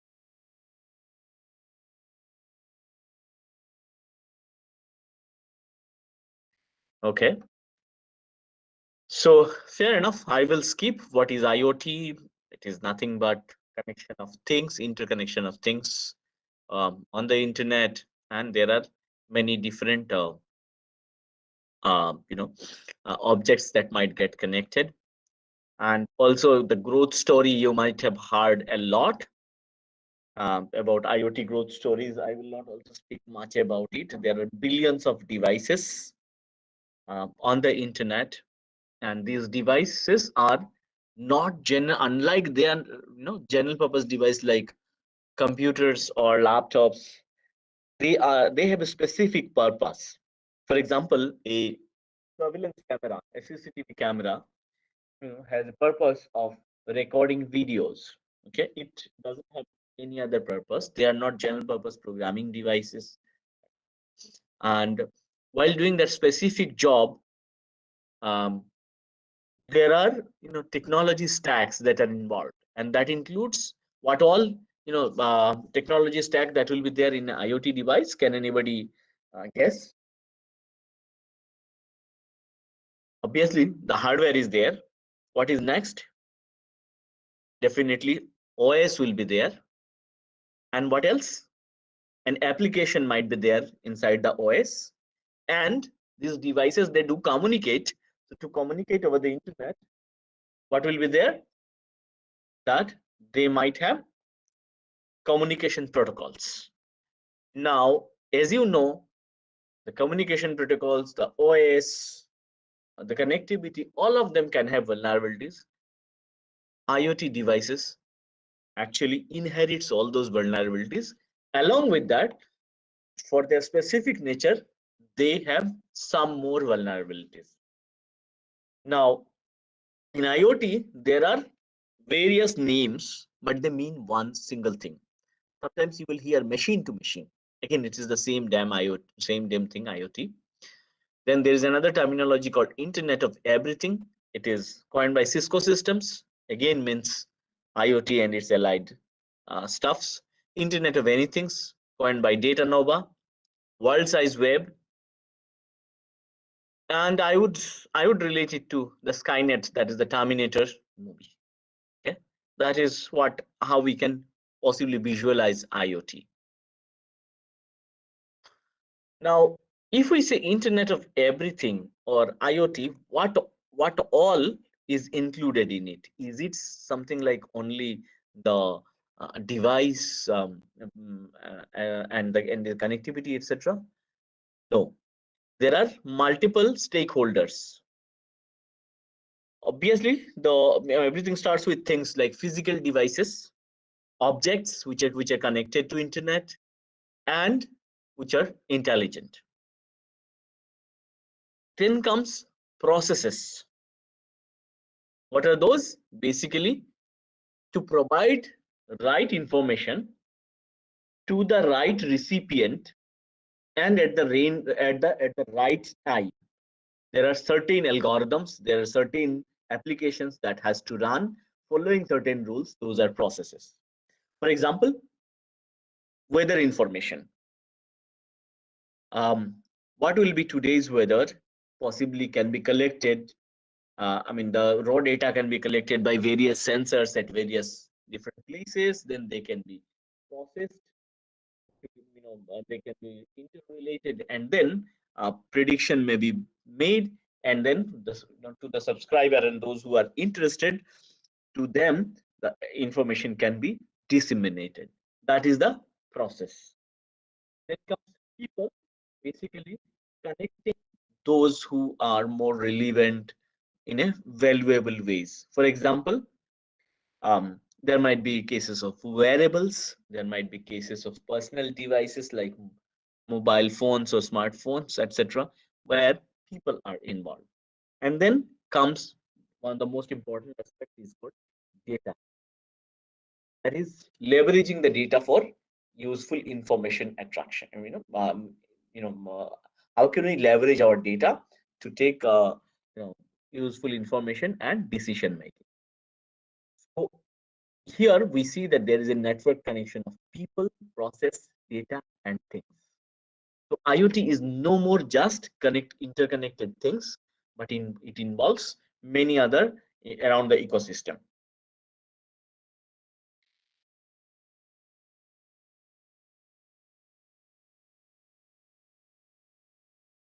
Okay, so how smart are these IoT devices? It is as smart as we can imagine. There are devices which can automatically manage your likings, automatically manage understand even your to some extent your emotions, your needs, your inventories. uh, I don't want to get too much into it because we want to understand the security. But to understand the security, we need to understand what are the various layers that are there in case of IoT. In case of IoT, we see that there is always an application-centric infrastructure. These are not general purpose infrastructure, but for it, these infrastructures are designed for a specific purpose. As I said, CCTV camera, weather monitoring station, some sensors.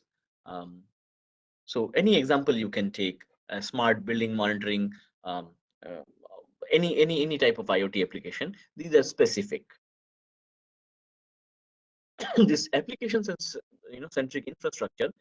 On top of that, they get the infrastructure interface and the application platform that is there. It might be, let's say, Python platform, or it might be Java platform, or any other platform that can be there. So those platforms, they use this infrastructure, application-centric infrastructure through this infrastructure interface.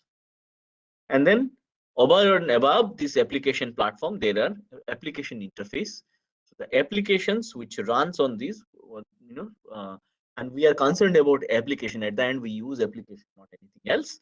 So these applications actually talks to this platform and then to the infrastructure through these interfaces. And at the bottom are the device and sensors, whatever that are available. And at the top, we have application and business innovation that is happening. But now in the IoT ecosystem, a few other technologies are very prominent. Some of them are like data integration. How do we integrate data from other subsystem? How do we process very large amount of data in the form of big data? How do we analyze data to build effective analytics? Then how do we control? IoT is not only about getting information, but also involves controlling remote systems. Then comes application integration. How do we integrate applications. So now what comprises of this IoT network? This has the typical IT component, that is server, storage, network, whatever that comes to your mind in traditional IT infrastructure, plus the operational technology. What is operational technology? For example, your car. You drive your car. Does it require a lot of IT? I'm not talking about smart cars and all. Say in 1950 also there were cars, right? And at that time computer didn't exist. So that's an operational technology. For example, power grid operation. That's an operational technology. Okay, mechanical equipments, building management. So all those are operational technologies.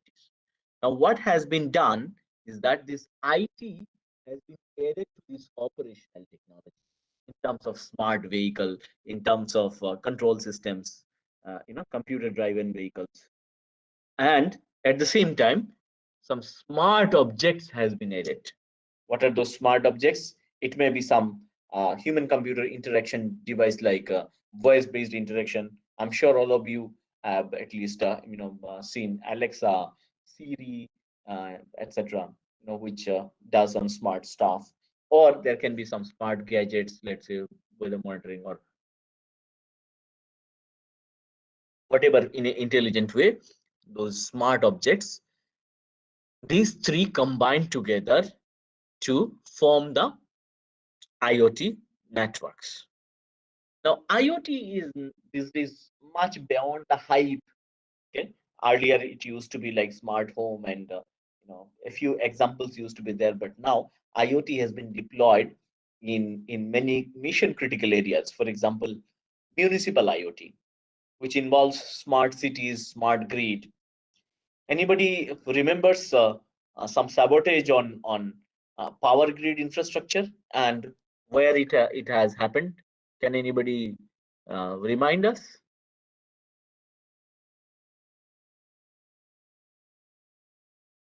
Anyone?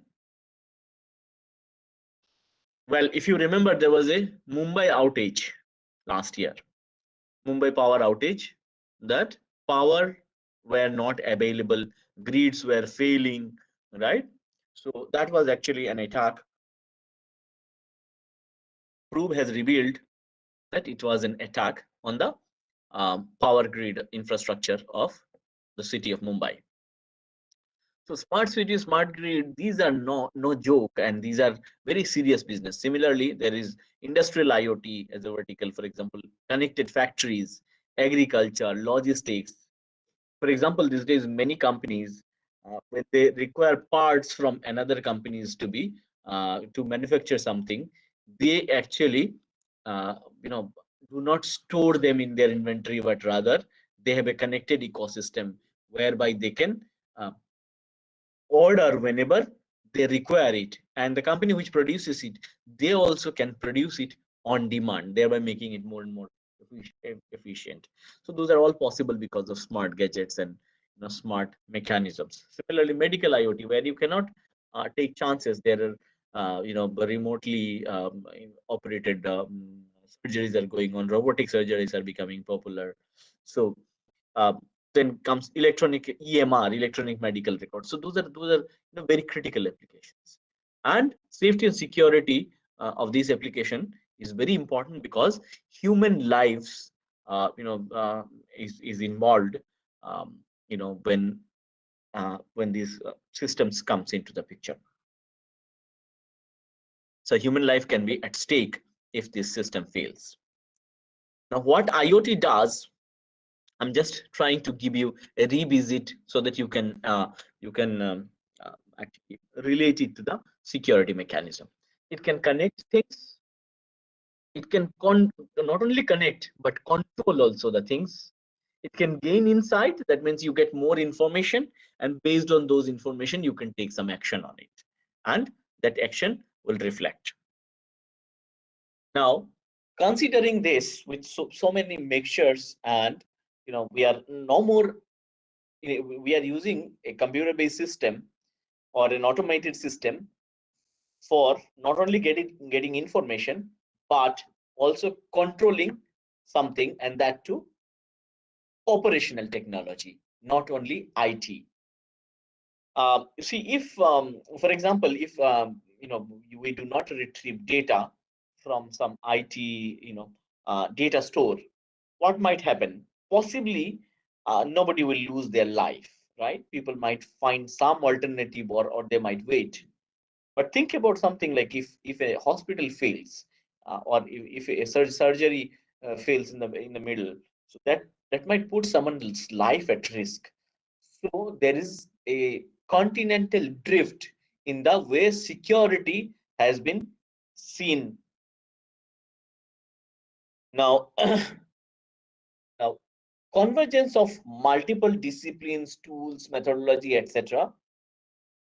What has happened, that with so many things converging together, security of the system is heavily, security has reduced, is challenged heavily. The trust, that is when things from multiple organization, they are talking on a, or they are sending messages, they are trying to do something together. The trust is always something which will take back seat, because one organization or one device may not be able to trust another.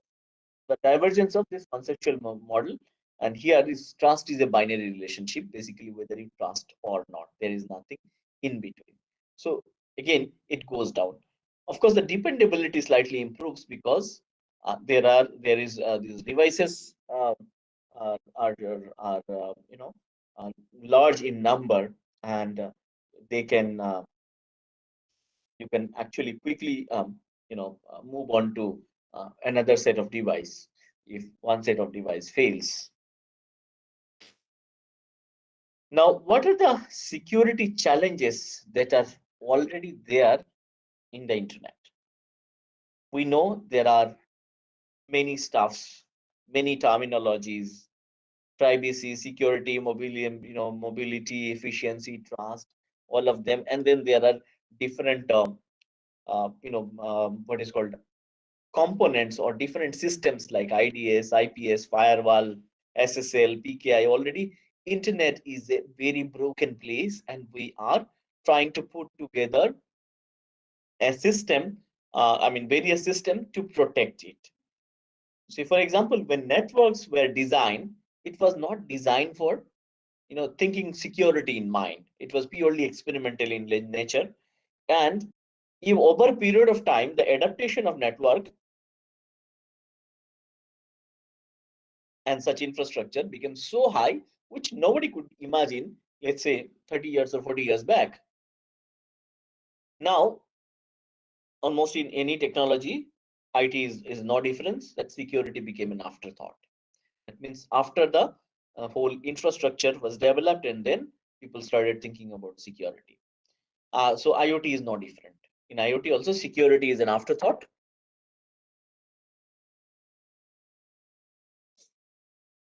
There are new landscape that are coming into the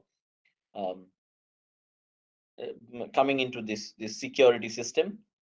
Now we have very large amount of data. For example, our messages, documents, multimedia contents that we are generating, that are creating very large amount of data. Processing such large amount of data is difficult.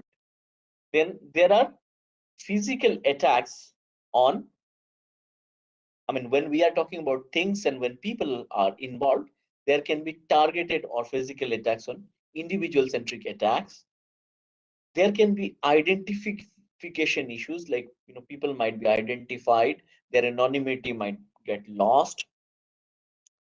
Then there are spontaneous or massive attacks. We will see in next a few slides that are very rampant these days. Then there are illicit content, based on which illicit computation. Then there are DDoS. So all of them have evolved in a very different direction.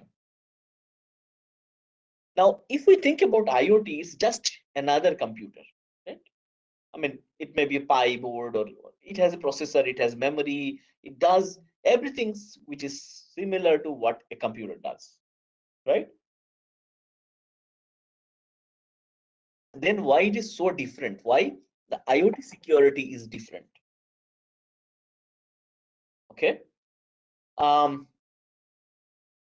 Already to secure our infrastructure, I hope all of you have slight familiarity with the security system, at least, I mean, that's what all we do, that we have issues and we have different ways to solve, ways of solving it. For example, it might be vulnerability management, patching, monitoring, what we do regularly, right? But just imagine that suddenly your network, typically an organization has how many such devices to maintain? Small organization have a few hundred maybe, and a large organization have a few thousand maybe. But nobody is managing possibly 1 billion computers, 1 billion laptops. It's not there simply. But you suddenly you talk about IoT, and then you think about like 1 million devices in your network, and you need to manage them. And any compromised device can be a foothold for attacker in your network. So the scale problem is massive. Then in case of IoT, I'm sure you have already have been exposed to what are the various protocols that are there. IoT introduces again a flurry of protocols, right from MAC layer to network layer to transport layer. For example, COAP, which is almost HTTP equivalent, then MQTT, DIE, SACE, 6 low adaptation layer in network. Okay, so all of them. See, any new protocol you bring in, the protocol might have its own vulnerability. So over and above the other vulnerabilities, there are vulnerabilities related to these protocols. I'm sure you are familiar with COAP and MQTT as of now. COAP works more like HTTP. It's a client server mechanism where client sends a request and server provides a service. Whereas in MQTT, there is an intermediary called broker. The client actually provide their data to the broker, and the broker has some subscribers, so those who subscribe it. Both the model are susceptible to various attack. Similarly, AMQP, where there is a publisher which publishes things in exchange, and there are multiple queues maintained by the AMQP broker, and from this queue the consumer gets the data. So there are various cases. Then there are multicast domain name system. See, to facilitate IoT and such large ecosystem, people use MDNS. So this is again another security protocol. Now the purpose of MDNS is that if this, let's say this computer wants to find out this office printer.local, it should be able to retrieve its IP address to connect it. But at the same time, from the outside network, it should not be visible. Again, from the outside networks, nobody should be able to fool by saying that I am such and such. Now, coming to these protocols, if you look at it, what are their functions? MQTT, what is its function? Messaging. What are the interaction model?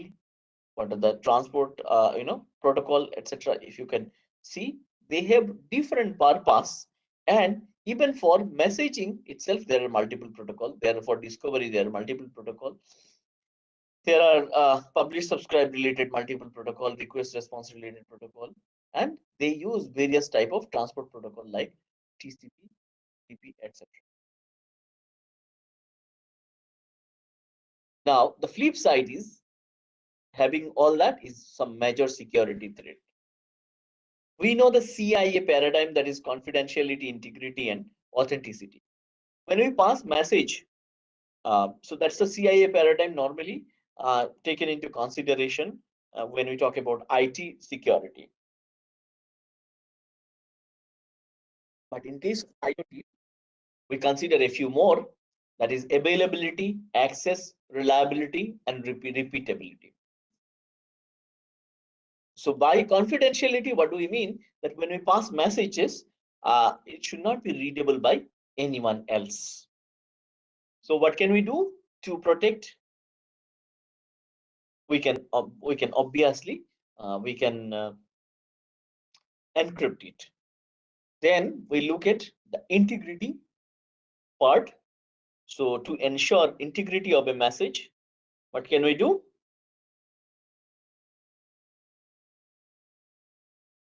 We can use some kind of checksum mechanism.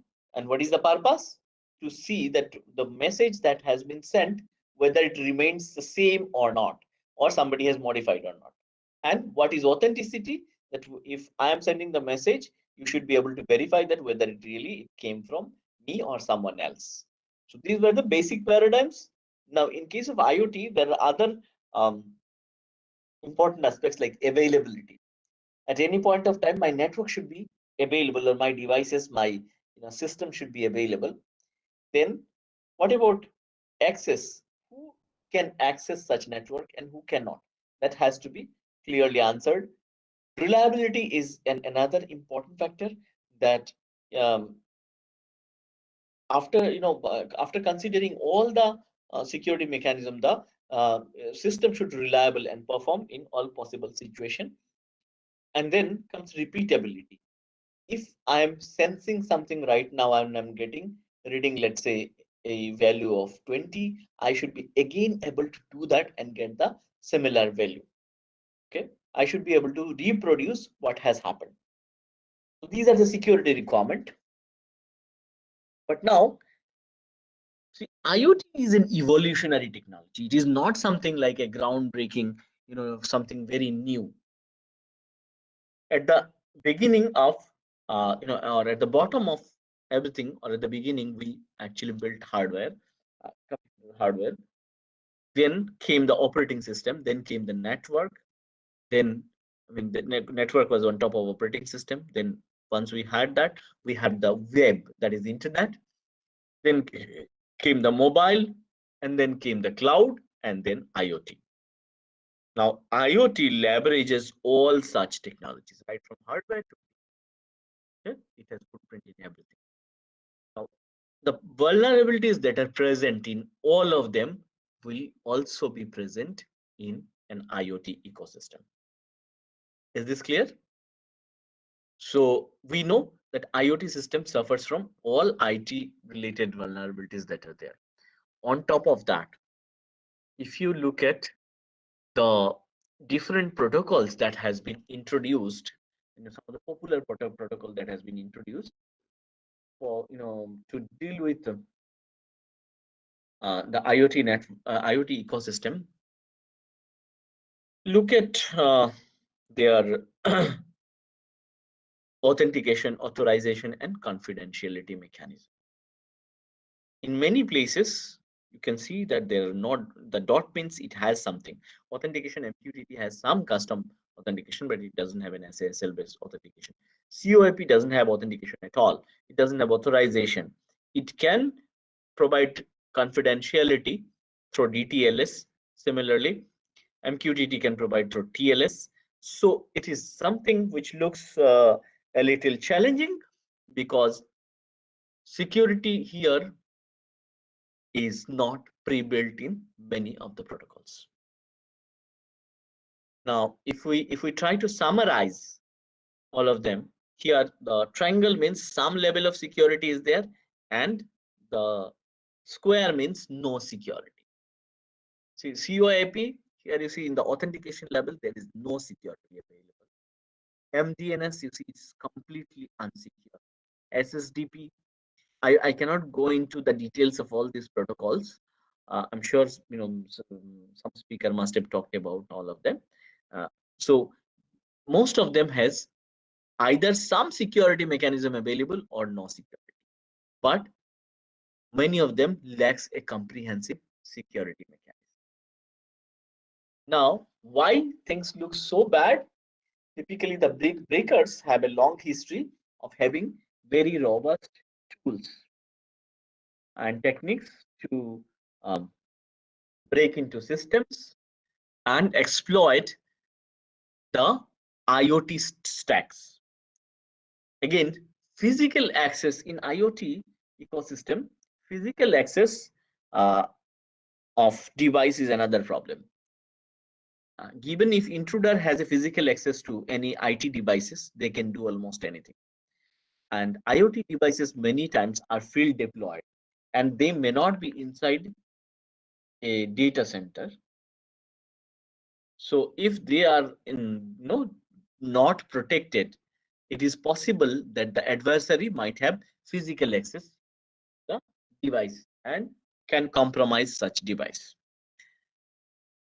So the breakers has a lot of advantage there. And how about the builders or how about the deployers? They are still lacking or still looking for secure toolkits. They are looking for proven methodologies. They are looking for successful models to deploy. Okay, and what is the end result? That the builders or the deployers, they cobble together, they put together different components from different ecosystem, which with a very fragile technology stack, and there is no visibility of the security or attack surface, and at this resulting into the attackers having a very attackers having a lot of fun. They are having a field day. They are doing whatever they want. If we look at the track record, Mirai botnet continued through 2020. Hikori hardware smart deadbolt threat, which were like so that's a smart deadbolt. You know what? I'm sure all of you know deadbolt. Anybody knows what is deadbolt?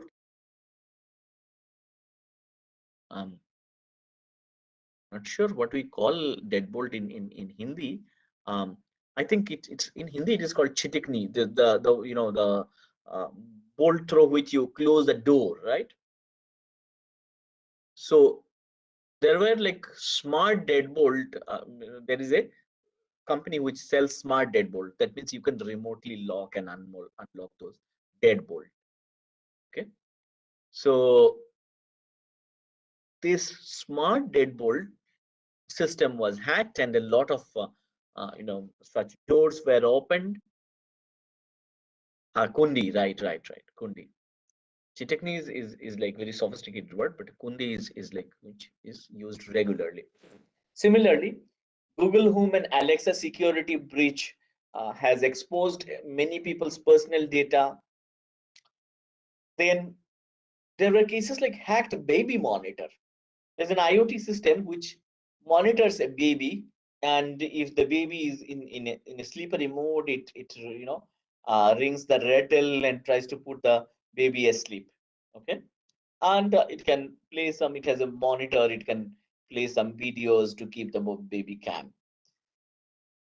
So what attacker did, they hacked into those baby monitors. They've shown some scary videos, and they have uh, they've actually played some scary voices, noise, etc. to scare the kids. So you can see in one way it is a targeted attack to bring down a power grid infrastructure, and another way it can be personal targeted personal attack, or even it can be based on a small utility device like baby monitor. So the track record is measurable. So like if we see today's news also, there will be something or the other, some breach that is happening. Now, what is the security need basically? Now, what all we need, what all needs are there? Um, we need to have converged or managed network. Now, what do we mean by converged or managed network? These IoT device, when deployed at large number, many times they are not managed by IT professionals. They are normally operational technology device. So, so they are deployed by those specialists of those area. For example, a medical device will be used by doctors, and they are not IT specialists. resilience of scale at scale. So at such a large scale, even if IT professionals are involved, how do they manage it? Then distributed intelligence. For example, if you are looking for information like whether a system is compromised or not, it is such a distributed system. All of the device can work independently, and getting such information is difficult. Having the enabling the application is another area. So the most of the IoT devices comes with an application, and these applications again not necessarily designed by security aware professionals.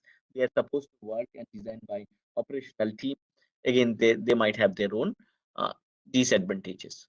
So with IoT systems in place, there is a increase in attack surface. What do I mean by attack surface is that the attacker has more things or more option to do attack. There is threat diversity. There are many different types of threats that we have just seen, and the risk is becoming higher, remediation becoming difficult, and there are new protocols and there are compliance and regulations that can be there. Now, what can breach an IoT network? It's basic. The answer is like what cannot. There are billions of connected devices. Some of them are secure, some of them are insecure. In some of them are in secure location, some of them are in not so secure location, and security may or may not be built in, and these devices are not owned or controlled by the IT department typically, but data flows through this network. It has all ingredient for the attacker to attack it. Now let's be a bit specific, like what all security attacks that are possible on IoT network. 15 minutes, yeah, I should be able to finish then. So there are physical attacks possible. For example, somebody can get physical access and start micro probing or reverse engineering the device to find out data, programs, logics, etc. There are side channel attacks. What they do a timing analysis, power analysis, fault analysis, and electromagnetic analysis, etc. to understand what is going on inside the device. There can be environmental attacks. So create such environment where things doesn't work. For example, if you put IoT sensor in the forest and somebody tries to put fire in it, right? So that will destroy the sensors. Of course, we cannot do much about it from the technology point of view, but they are also susceptible to environmental attacks. Then there are cryptanalysis attack. For example, IoT device typically have limited processing capability. They are resource constrained device, so they cannot implement very high level of encryption, and that makes them susceptible to various type of cryptanalysis attack. What is cryptanalysis attack? That even if data is encrypted, people try to decrypt those data. So some of the well-known cryptanalysis attacks, like chosen plain text attack, that they give a chosen plain text to find the ciphertext, or known plain text attack. So the plain text for which the ciphertext is known, or man in the middle attack, various type of attacks, cryptanalysis attack they try to do. Then comes the software attack. For example, virus, Trojan horse, logic bombs, worms, denial of service, name anything. All of them are relevant, and IoT systems are susceptible to such attacks. Then comes network attacks. For example, monitoring. Somebody might be looking at the data and try to figure out what is going on. Traffic analysis, camouflage, denial of service. Okay, they can capture a node, modify the node, or node subversion. Say suppose the node was supposed to do something, but they make it do something else. And replication attack, routing attack, all such attacks that can be possible. What can go wrong? It can literally affect almost any um, any segment, be it a disaster monitoring like weather, flood related things, or be it smart home application, or supply chain, health, agriculture, vehicular network, military network, safety network, everything can be affected.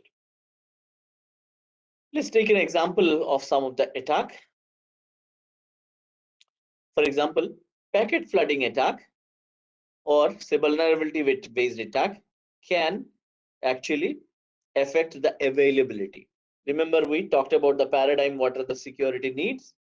Similarly, jamming attack or black hole attack can also have impact on availability. Selected forwarding attack can have implication in integrity.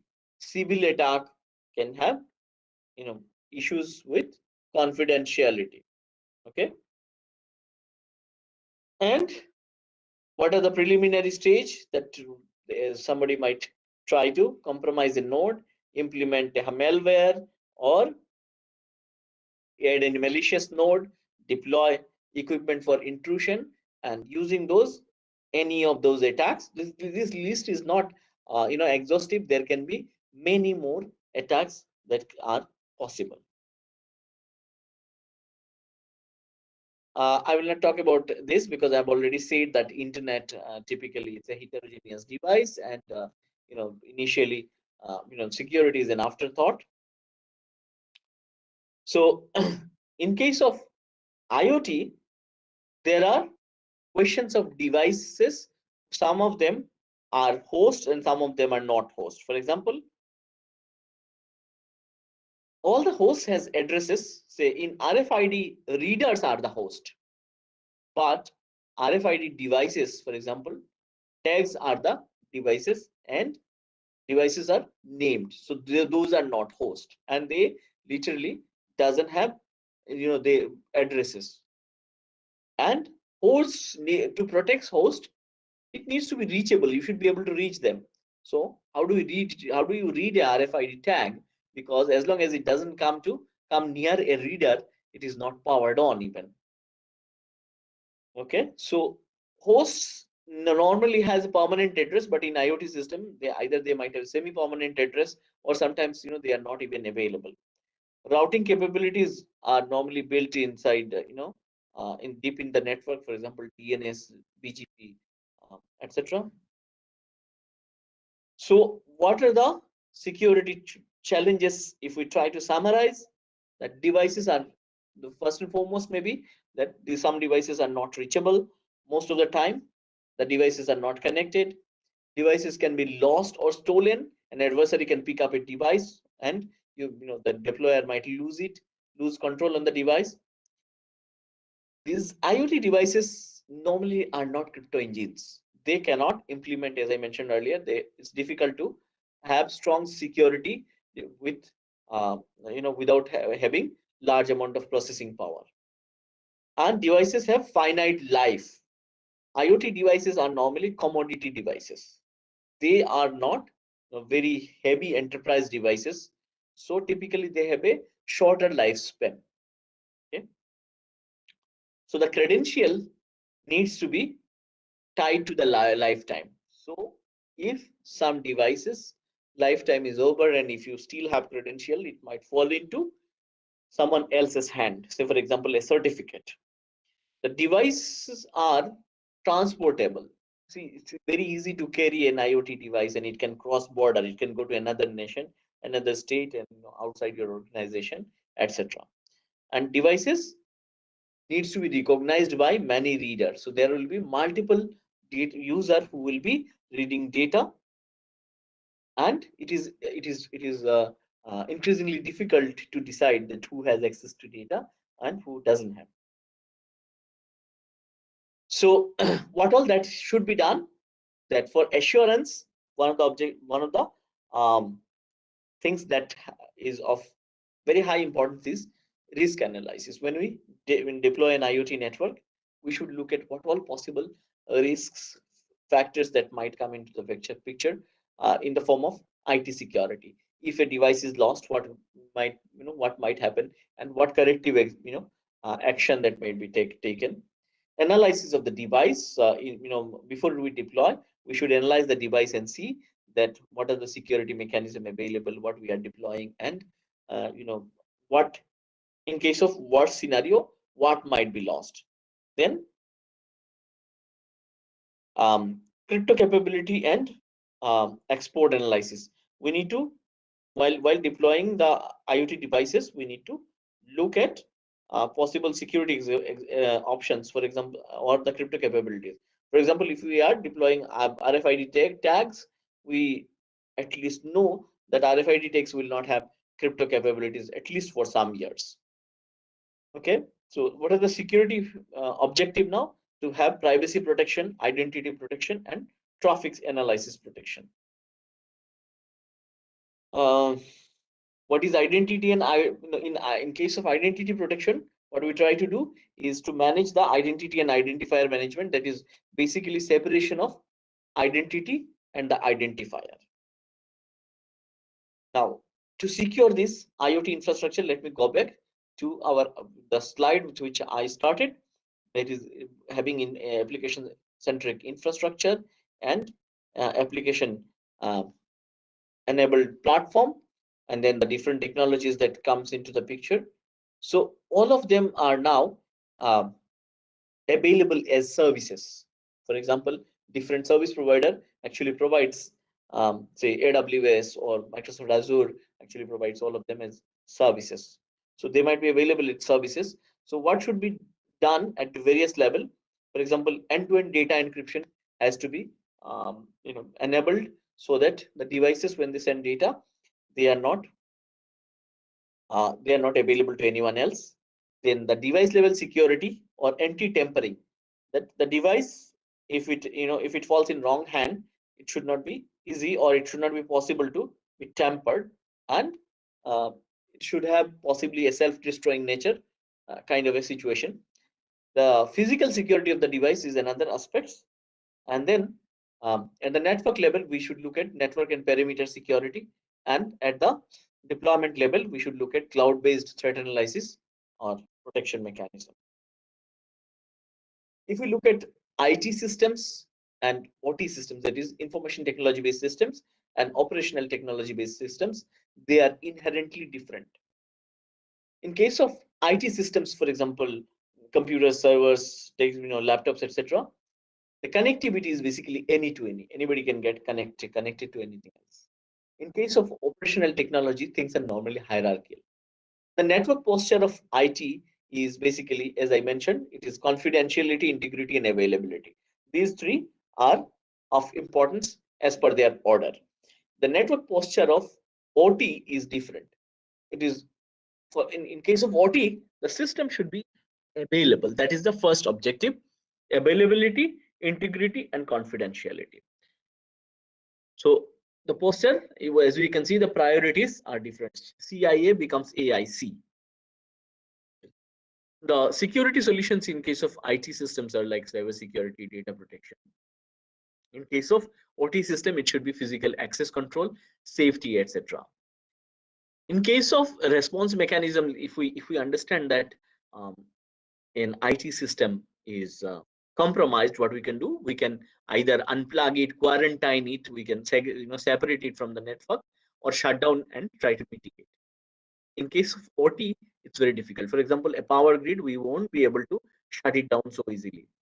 So it has to support non-stop operation and mission critical. Never stop, even if it is breached. You will have to, correct it in the way it is.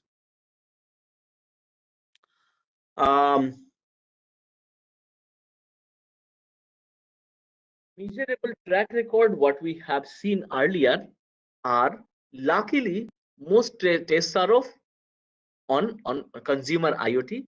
The testing in industrial and municipal IoT, or the mission critical IoT, that are, so I have given a link. If you want, you can look at it, like what are the different testing measures that are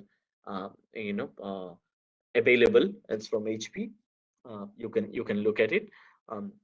So the municipal IoT and the industrial IoT is much more trickier, because as we know, this device cannot be stopped, and tester just cannot pop down and get access to all deployments. Securing, for example, smart cities can be even more tricky. So to deal with all this situation, OWASP, anybody knows what is OWASP? Anyone? Where do you find security information for web application?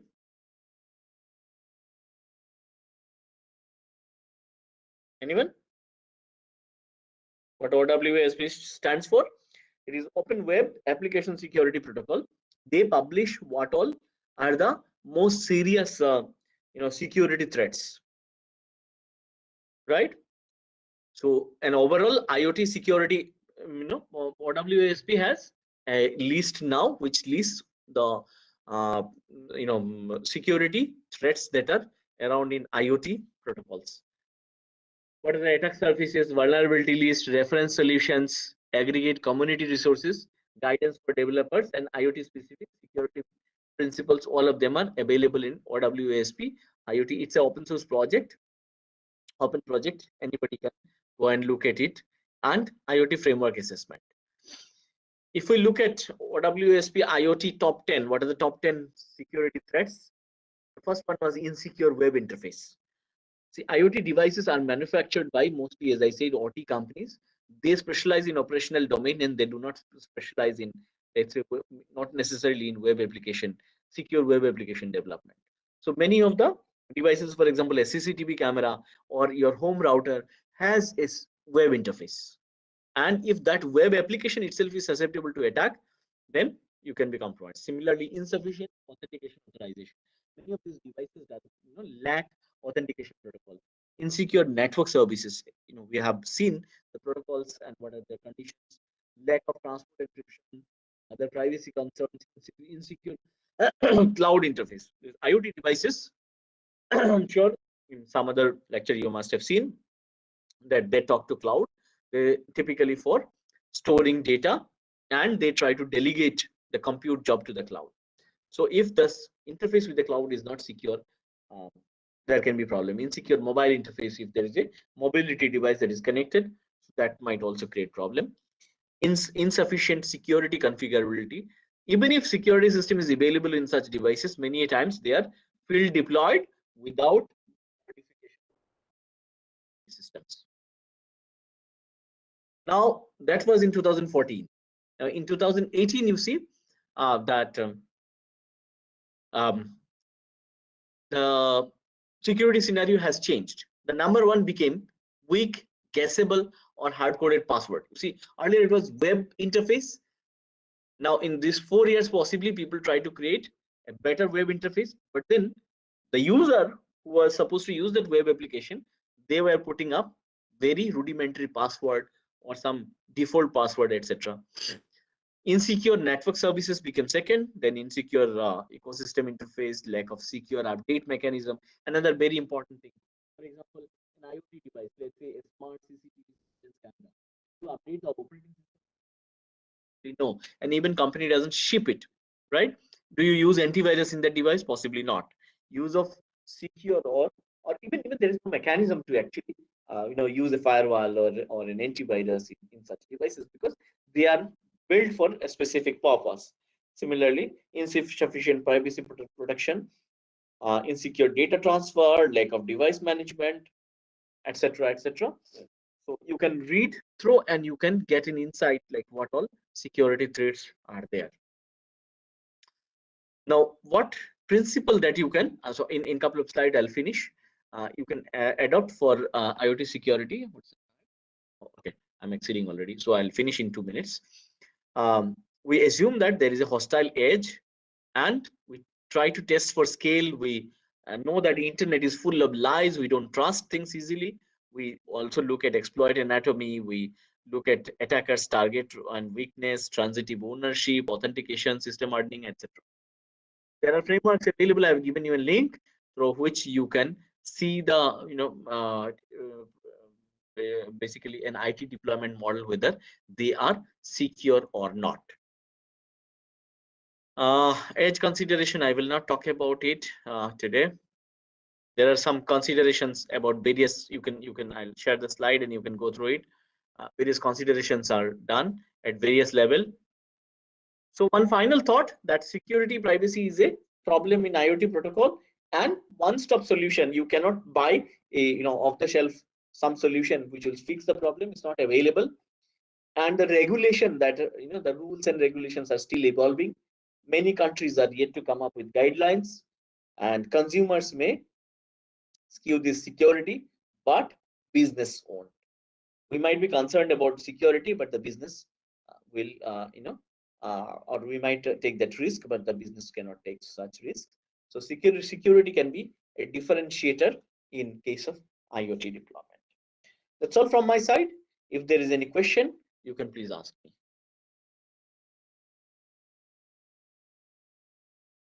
I'm open to questions. Thank you, sir. Thank you for this wonderful presentation. So now we request the participants to please unmute them, to please raise your hands so that we can unmute you and you can interact in the session with the expert.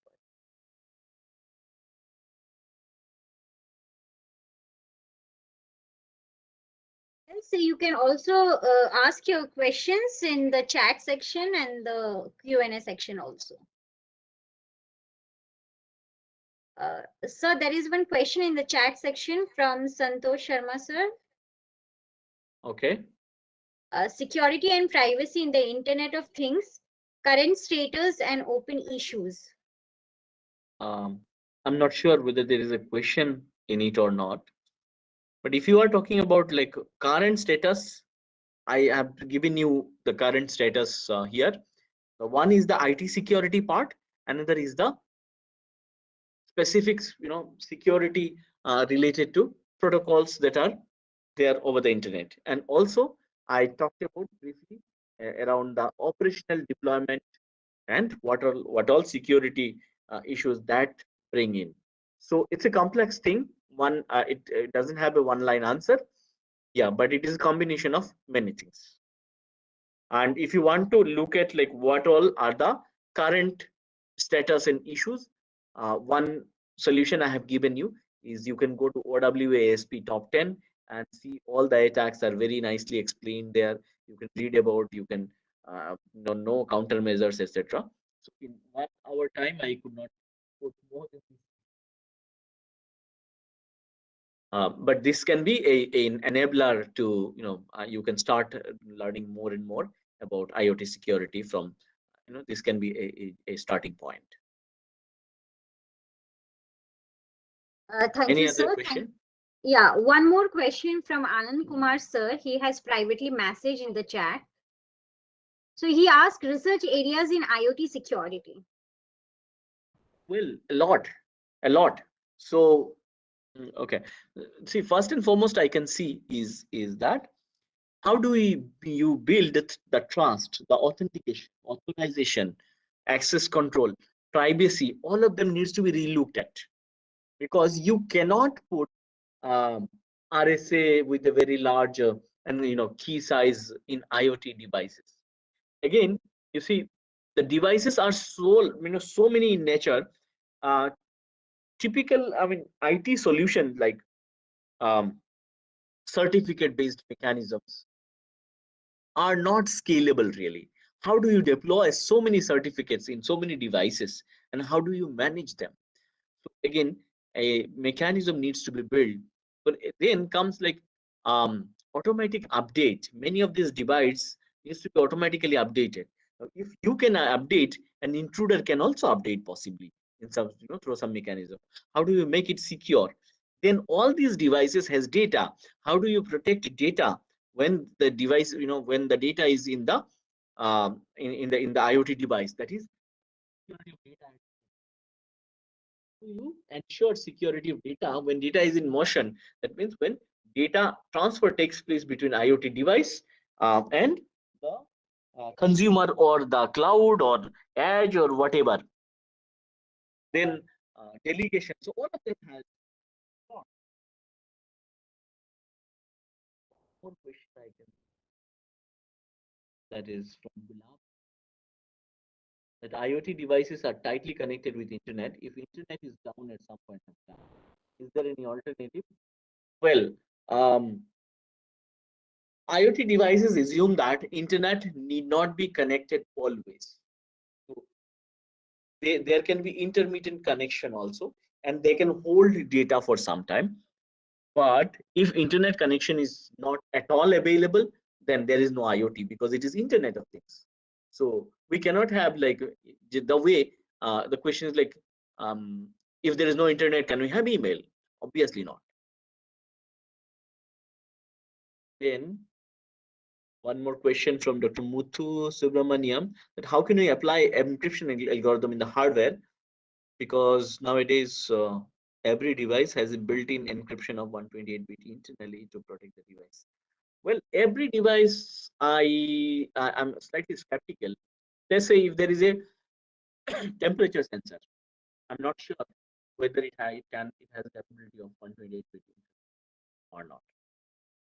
So how can we apply? If there is device support is there, of course there will be some routines available. You can in the application you can call those routines, and using those hardware you can definitely apply. Um, and the above question is with respect to authentication. Okay, authentication is not only encryption but like validation also. How do you know? Say I want to authenticate with Dr. Muthu. Now, how he knows me, like how he finds out that whether I'm Firdos or not. Typically in internet, what do? We take the help of certificate. There are like third parties who introduces us. But here in IoT ecosystem, again, we do not have any such mechanism. And if you want to use, as I just mentioned, that if you want to use certificate-based mechanism, we have not seen certificate-based mechanism working at this scale. Okay, so again, that's a research area. Okay, so I'll move on to the next question, that is by Sanjeev Kumar. In terms of energy consumption, um, which security protocol can be best choice for UAV-based IoT network? That has to be experimented out. There are various protocol available, and UAV network again depends on at what range you want to operate the UAV. If you are providing, if you are operating the UAV at a very high distance, then possibly many of the IoT protocol will not work. But we have published a paper about possible usage of 802.11 11AH for IoT usage. You can look at it. There are various other protocols also, and in the same paper we have mentioned different usage. But energy consumption, I'm not very sure. You will have to benchmark it yourself or look at other papers. I really do not have ready information about energy consumption of these protocols. What are the basic? The next question is from Sheikh Imroza. What are the basic prerequisite for learning end-to-end encryption? No prerequisite. Okay, only thing is you should have a basic understanding of data structure and algorithm. The algorithm is available on the internet. The data structures are available. You can write a program and try to implement it, or you can take some standard program libraries and implement it. They're readily available. What else? Anybody else has any other question? Yes, sir. One participant, Miss Nilufar Yasmin ma'am, has privately messaged. Sir, which block ciphers can we work on for IoT security? Which block cipher can be used? Again, there is no specific answer. See, there are trade-offs. Okay. Now, if we use a block cipher which is very lightweight, it might have it might be susceptible to um, certain what is called a cryptanalysis attack. Okay, so it is a choice between capability and what is available, what can be built, and what kind of application uh, you know um, um, it is. Say whether you will use AES. First question is like whether do you have support for AES? How many bits? Again, how much the device can process. So it actually boils down there. as much as it is possible, you will use it. So again, I won't be able to give you a specific answer whether AES or RC4 or whatever, but you will have to look at the capability of the device, looking and look at how critical information you are processing and decide. Sir, Nilufar ma'am asked to unmute her so that she can interact with you. Sure, Can sure. Please go ahead. Yeah, Nilufar ma'am, I have unmuted you. Hello, Nilufar ma'am. That exactly two of them are similar. Hello, Nilufar ma'am. Two of them. Yes. Yeah, Nilufar, go ahead. Yeah. 7 and 2. Sir, am I audible? Yeah, you are audible. Uh, Sir, I am working in the field of IoT security. Like initially, my research was on lightweight cryptography. Mhm. So I have tried to improve a block cipher named as Present. Mhm. So Present is the pioneer lightweight cipher in field of Okay. lightweight cryptography. Mhm. So, sir, I have been trying to read about various IoT devices and what all encryption we apply. So, can you please enlighten me about that so that I can work in that field? See, again, I just mentioned that what kind of encryption you apply depends on what you want and what is the capability of your device. IoT is not something like it is one single device or one class of device. For example, an RFID is also an IoT device. A Raspberry Pi is an IoT device. A Node MCU is also an IoT device. And your household refrigerator, smart refrigerator, smart TV, those are also IoT devices. Now, the capability is limited at various levels. The first level is the hardware itself. So whether your hardware is good enough to implement cipher, at what level of cipher. Okay. So people try to, there is no single scheme which can satisfy all the IoT mechanism. So at the sensor level, people try to use a very small, very low cost or low weight and encryption mechanism. At the gateway level or at the Sir, so aggregation if I level. have done certain Pardon? Yeah, Nilufar, go ahead. sorry to interrupt, sir. I No thought you problem. were Go done. ahead. Sir, I was saying that I have been able to do little modification with a cipher, which is a lightweight cipher, and the results are pretty good in terms of power consumption, the time taken throughput. Sure. So Nilufar, Although these calculations, what I suggest is I'm making my email ID available to you. That's my email ID. So being your discussion is very specific, so we yes, can take it offline and you can send me an email and then we can have a separate conversation. that In the would be interest good, of sir. time of everyone else, we can discuss it separately. That would be And good, yeah, sir. sure. Thank you so So much. for every participant, feel free to ask any question. Typically I reply within a day. So this is my email ID. If you have any further queries, you can contact me here. Okay. So remember, this is not 2I, this is 3I. IIITG.ac.in. Firdos@IIITG.ac.in. That's all from my side. I believe there's no further question. Thank you everyone for patiently listening. Thank you, sir. Thank you for solving all the queries. And dear participants, if you have any unanswered query, you can mail it to this mail ID. So on behalf of the principal coordinator of this program, Professor Ratnajit sir, I thank you to come on board and sharing knowledge with us and accepting our invitation also. So with this, we come to an end to this session. So dear participants, the next session will start from 12:30 onwards. It will be hands-on session 3. So we request you all to please be online and join by 2:30. We request you not to disconnect your system. Please remain connected and simply freshen up and come back by 12:30. Thank you, sir. Thank you, Thank you, sir. Aditi. Thank you for invitation. It was wonderful interacting with everyone. Yes, sir. And Thank you, hope to sir. meet you all in person someday somewhere. Stay safe. Yes. Bye bye. Bye, sir. Bye.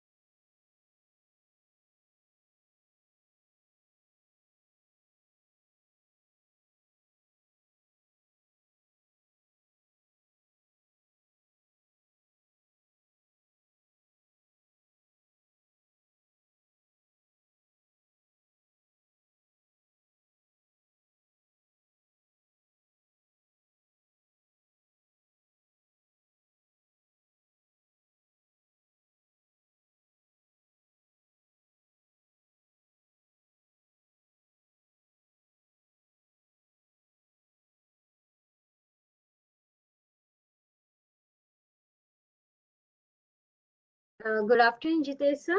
Can you hear me? Good afternoon, ma'am. Yeah. So I'm giving you the presenter rights.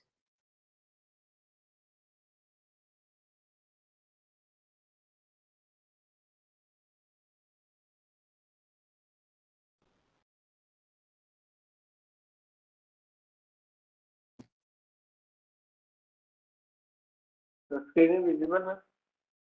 Yes, sir, the screen is visible. So now we can start. Yes, we can start. It's 12:31. So, dear participants, welcome you all in this hands-on session number 3. So now this session will be taken by our expert, Mr. Jitesh Kumar sir. So over to you, sir. Okay, thank you, ma'am. So good afternoon, participants. So today our hands-on number 3, that is IoT based fault detection system.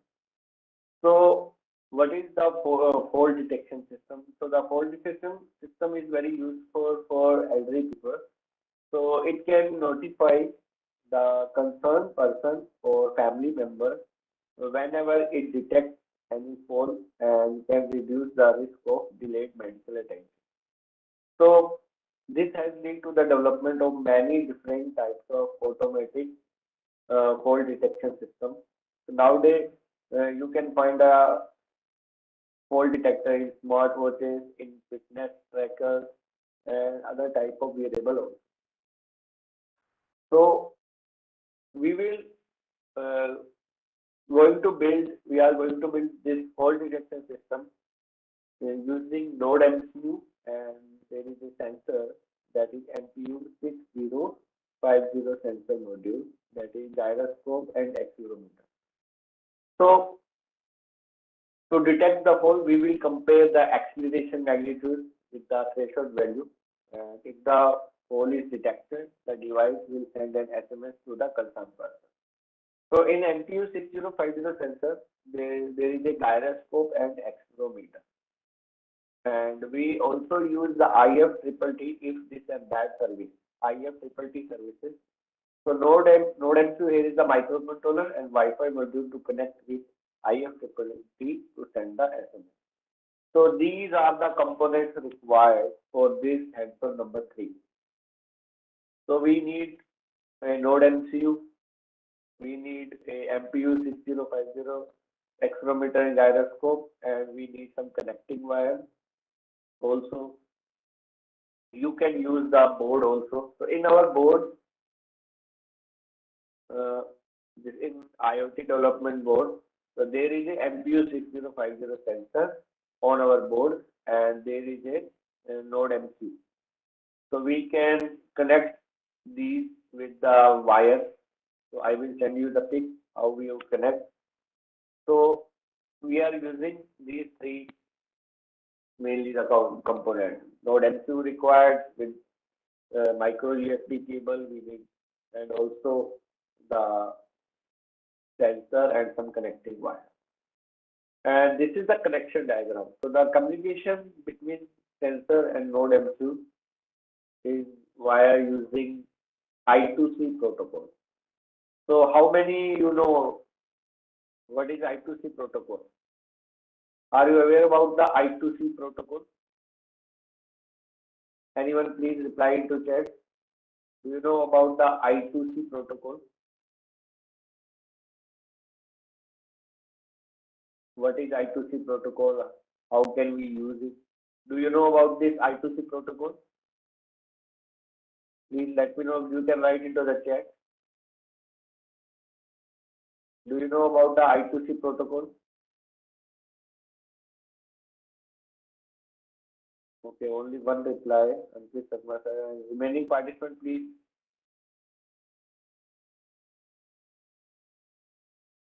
Integrated communication. Yes. So do you know about this? How it works? What is I2C? Okay. So the MPU 6050 works on the I2C protocol.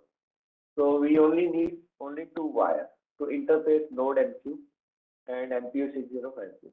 The SCF and STA pins of MPU 6050 are connected to D1. So D1 and D2 pin. So SCL, this is the SCL pin. Here it is connected to D1 pin. So the color wise, the SCL is connected to D1 and the green color SDA is connected to D2. Please remember, and while the VCC that is connected to 3.3 volt and the ground is connected to ground. So if you have sensor and node M2, please connect like this. Please make connection. Everyone, please make connection like that. Please make connection. So on the node M2, there have been a D0, D1, D2, D4 like this. So D1 is connected to SCL of sensor. In SCL, there are a lot of pins. There are 8 pins. So we have to check the SCL. And D2 pin, you have to connect the SPA. And VCC connected to 3.3 volt and ground is connected to ground. So have you connected? Have you connected? Please reply into the chat. Have you connected the node MCU with the MPU 6050?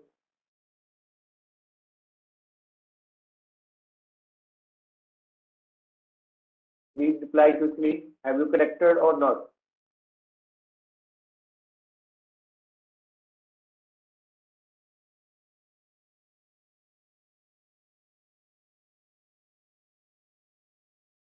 How many people do you have? How many people have hardware right now? The node MCU and MPU 6050. Please reply quickly into the chat.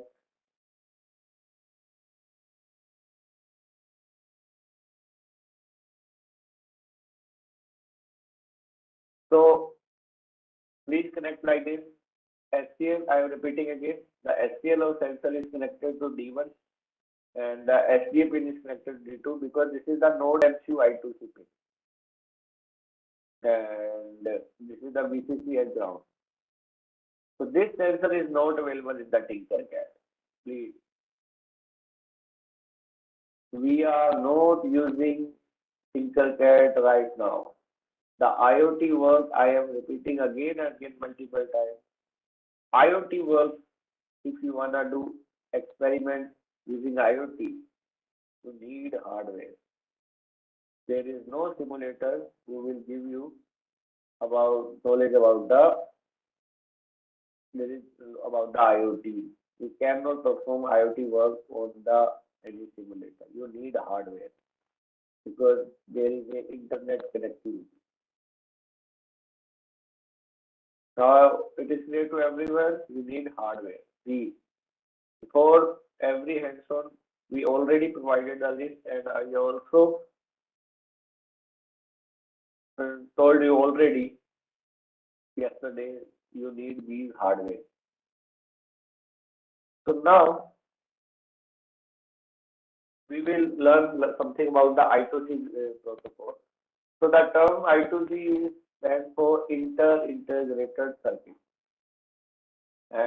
It is normally denoted as I2C or I2C, or even it is called two-wire protocol also. That is called TWI, but meaning is the same. You can call it I2C, I2C, or two-wire. So I2C is a synchronous communication protocol, meaning that both the devices that are sharing the information must share the clock signal. So do you know about the synchronous and asynchronous communication? So is it a serial communication or is it a parallel communication? Please reply quickly. Is it a serial communication or is it a parallel communication? Serial communication, yes. And what is the difference between serial synchronous and serial asynchronous?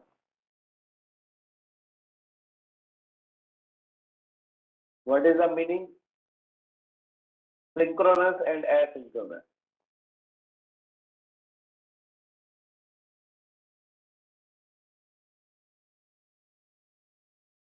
synchronous have same flow. Okay. Remaining participants. Synchronous means real time. The clock difference. Okay. So see here, everyone.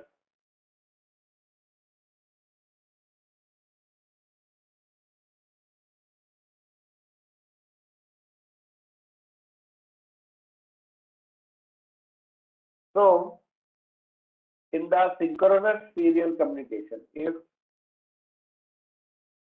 there is a synchronous, I am writing a shorthand, synchronous serial communication. So see here, if there is a device, this is the device, another this is another device, they want to do communication. And see here, there is a wire, it's connected. So this is the transmitting wire, and this is the receiving wire. It means it will send data to this wire, and there is another, this is TX and RX wire. And by using this wire, this device number 2 will send data to device number 1. Okay.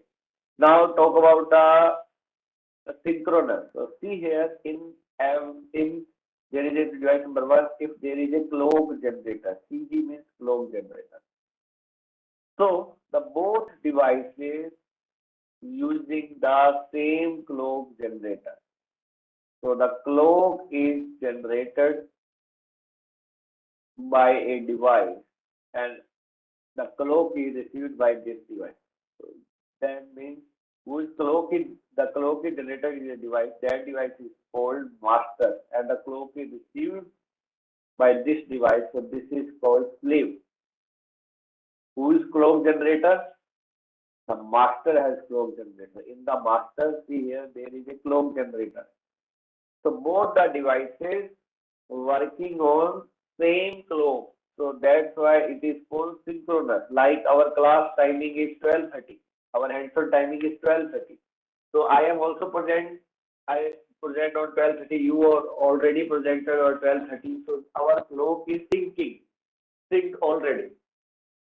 In your clock, the time is 12:30. Same in my clock, the time is 12:30. That is your same time. This is the clock syncing. Similarly, here, both are using the same clock. And who are generating the clock? The master is generating the clock, and slave is receiving the clock. So the clock generator of this slave also using this clock. If this type of service means both clock generator are working on same clock. So there is a clock sharing, we can say. The clock pulse is sharing this type of communication is called synchronous communication. Is it clear to everyone? It is clear to everyone? Yes or no? Now, asynchronous in PubSub. Note, we are not talking about PubSub or this type. We are not talking about right now the IoT protocol. These are the communication protocols. The communication protocol are different, and this IoT protocol are different. We are talking about real-time hardware. These are the wired protocol, you can say. So is it clear to everyone the meaning of synchronous? Yes or no? When there is a clock shared between transmitter and receiver, just give me 1 minute.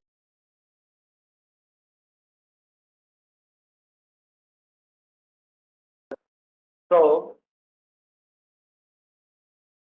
this is called synchronous thing. So is it clear what is the meaning of synchronous? So in I2C is synchronous serial communication protocol, meaning that both the devices that are sharing the information must share a clock signal.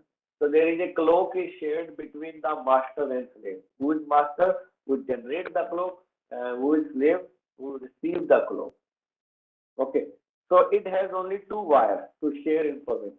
So in I2C, now everyone please see here, the meaning is different. In I2C, there is only two wires between master and slave. It is fixed.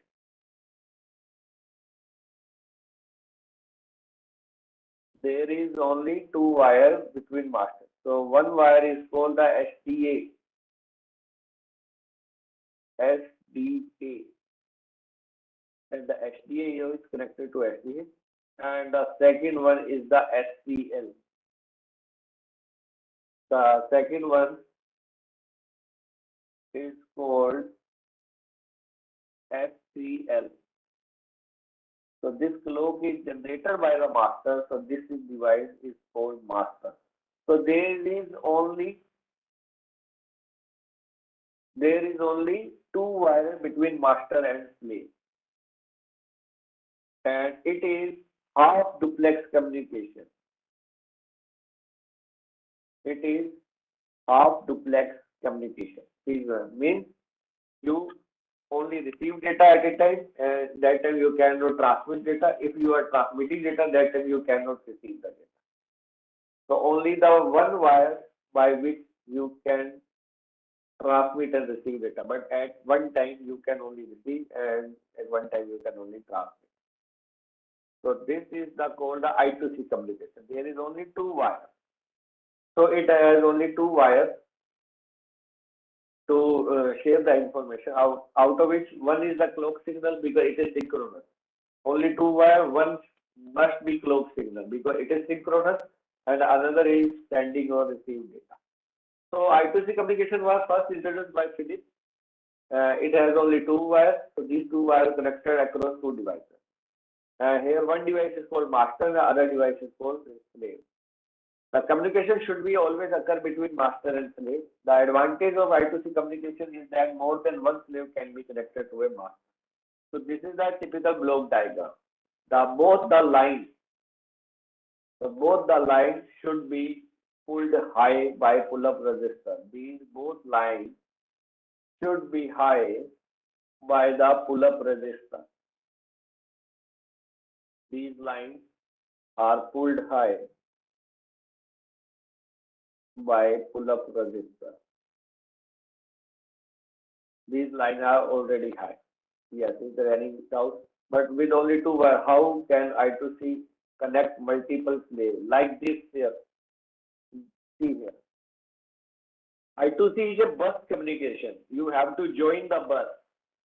You have to join the bus like this. See here. So there is a communication between one master and one slave. So this is how the different slaves are joined. Sometimes there is another. It is a multi-master system also. More than one master can also use. So this is the multi-master system also. So is it clear or not? This is the technique. This is the bus communication. So everyone is joining. So this is the I2C communication. So SCL, that is the clock signal generated by the master, and another is the SCL line. By using the SCL line, you can send data or you can receive data from master to slave or slave to master, but one at a time. So at any given time, only master will be able to initiate the communication. Communication initiated only by the master. So if there is a more than one slave in the bus, so master has to refer to each slave using a different address. So like in our classroom, if you are a teacher, in your class there are 100 students. So imagine every student has a unique roll number, and you will call a student by their roll number. Similarly, every slave has a unique address. So master will call a slave by calling their address. So how to initiate the communication? If there is more than one slave, master has to refer to each slave using different address. So when addressed, only the slave with that particular address will reply back with the information, while the other keeps quiet. So this way we can use the same bus to communication with multiple servers. Like uh, if a principal enter into the classroom, so if principal called roll number 22, so then there is a communication between principal and roll number 22, and other students can be queried. Another in another day, the principal will come and say roll number 29. So now there is a communication between principal and roll number 29. Other person will remain quiet. Same thing is happening in I2C. When a master wants to communicate with particular slave, master will send to the address of their slave. So this is the phenomena. This is the, and we can say I2C is a reliable communication because you will get the acknowledgement also. So the voltage level of I2C are not predefined. I2C communication is flexible, means that the device which is powered by 5 volt can use 5 volt for I2C, and 3.3 volt device can use 3 volt for I2C communication. But if two devices which are running on different voltages need to communicate using I2C, so a 5 volt device cannot connect to 3.3 volt device. So in this case, voltage shifter are used to match the voltage level between. So if two devices are different voltage level, you need voltage shifter. So there are some set of conditions which frame a transaction of initialization of communication. So first is the start condition. So when clock is high and there is a polling edge of SCA, means if there is a high to low in SCA, when clock is high, please understand, please listen carefully. When clock is high, this is the condition, and there is a high to low in SDA. This is called start condition. When clock is high and there is a low to high in SDA line, this is called the stop condition. So transmission always begins with the falling edge of SDA. That's a high to low, which is defined as start condition, while master leaves SDL high while setting the SDA low. So this type of thing you need, and the falling of the edge, just give me 1 minute.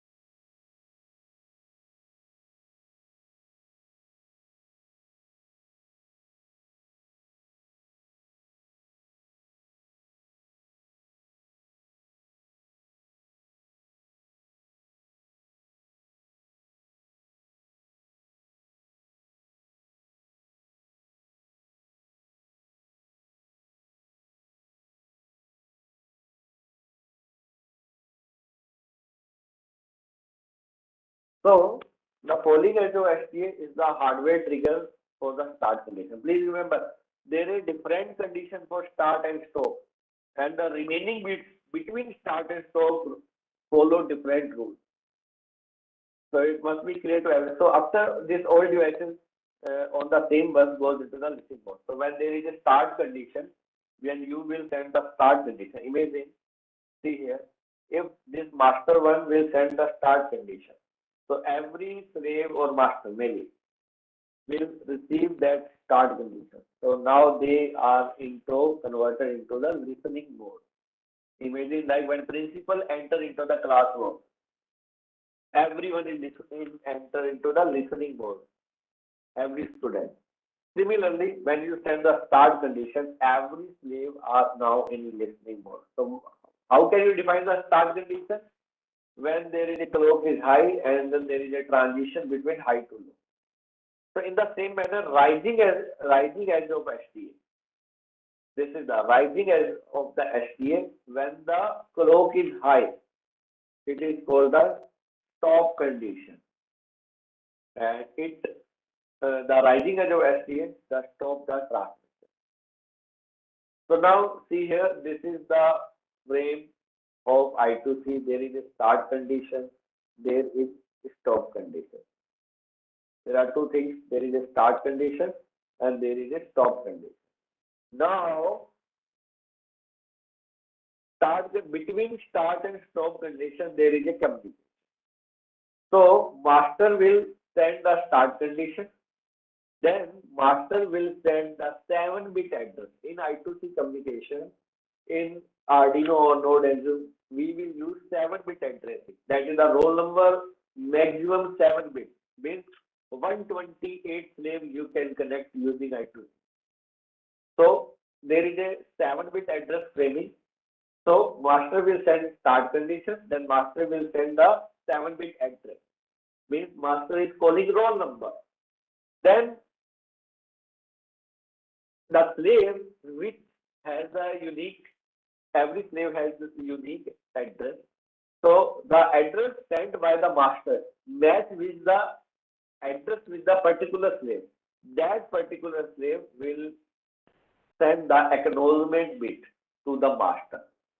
So this acknowledgement bit is sent by the slave to master, which who match the address, that address is sent by the master. And master also will send the read and write bit. Means master will tell you master is reading from the slave or master is writing to the slave. So if read write bit is 0, it means master is writing to the slave.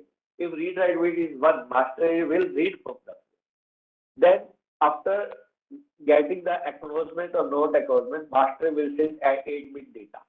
So like master will send imagine master is want to send hello. So master will send the ASCII code of H.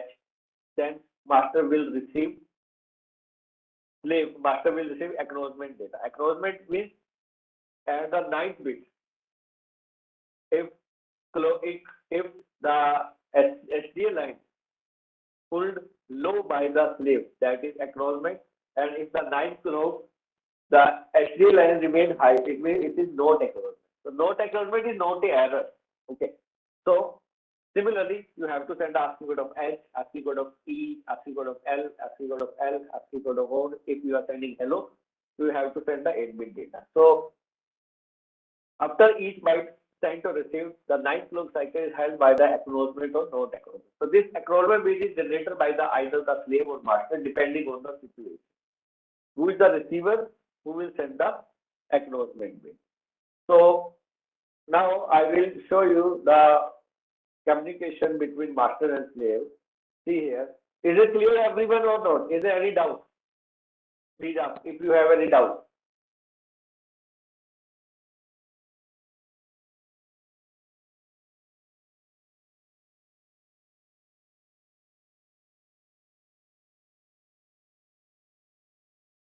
Is there any doubt? So see here. Master is, so when I make, see here, when I make the black box, it means master to slave.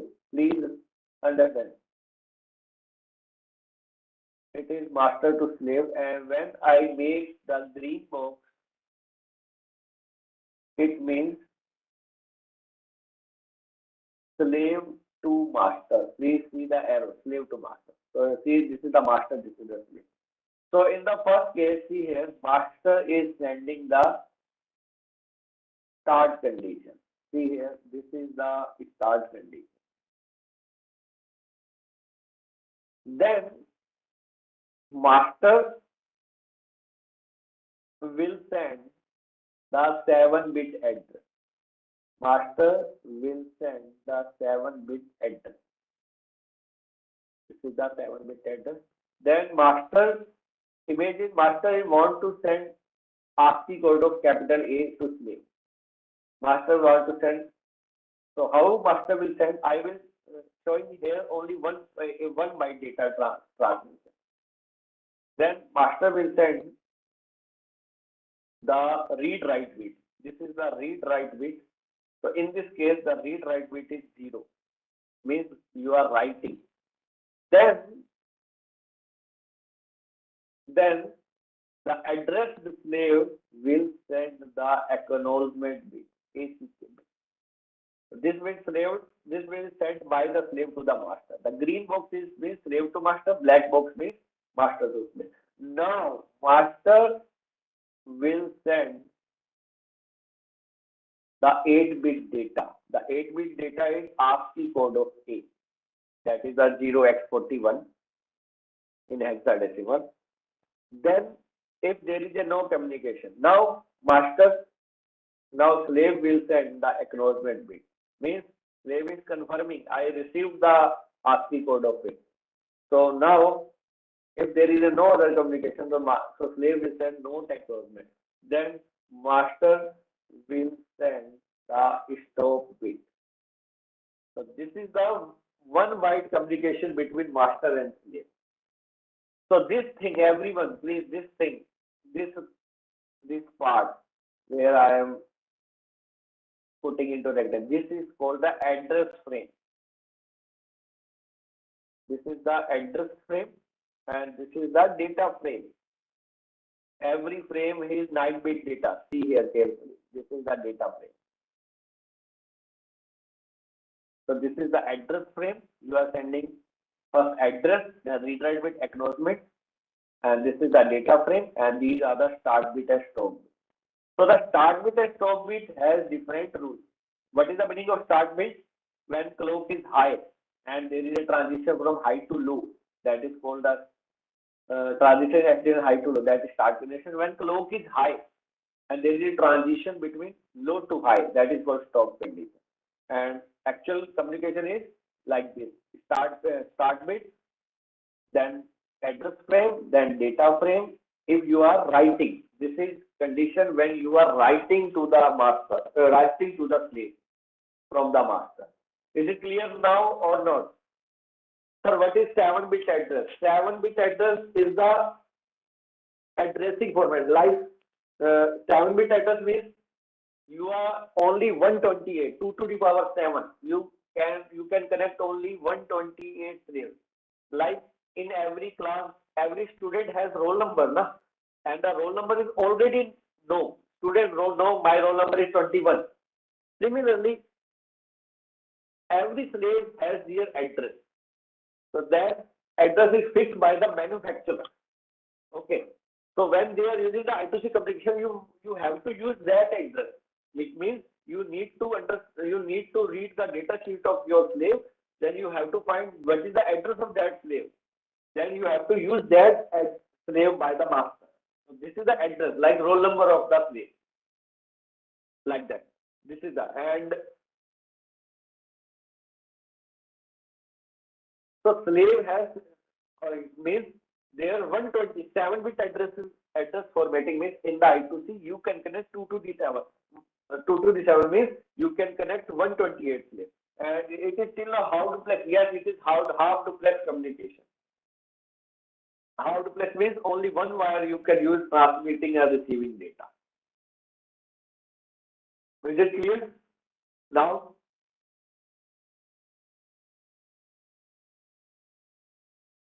is there any other doubt? Is there any other doubt?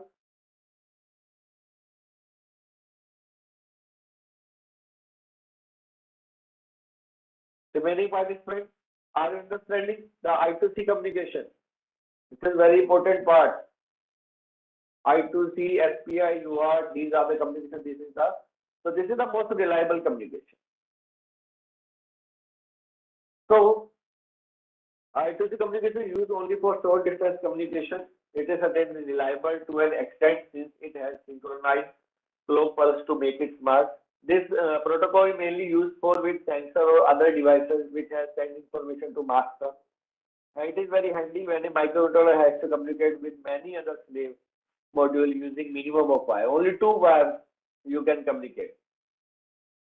So if you are looking for long range communication, you should try UART, and if you are looking more reliable, if there is a reliability, that is it is called connection oriented communication. Like we are right now using connection oriented. We made a connection using Cisco WebEx, And when I am saying, are you understanding node, you are giving me acknowledgement, yes, we are understanding. You are asking question, I am saying, I am asking question, you are also asking question. So this type of communication is connection oriented. When there is a connection oriented communication, there is a reliability. Yes, you are listening. This is my reliability. The same type of communication is in the I2C. Is it clear now or not? I2C is a connection oriented, not connection less.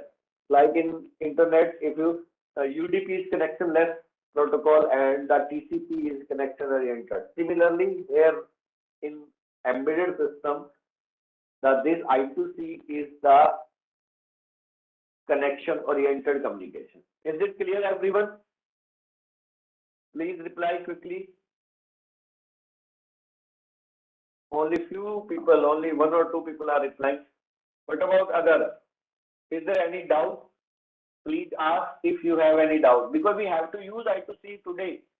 I2C, why I put the I2C here? Because we have to understand how the communication between microcontroller and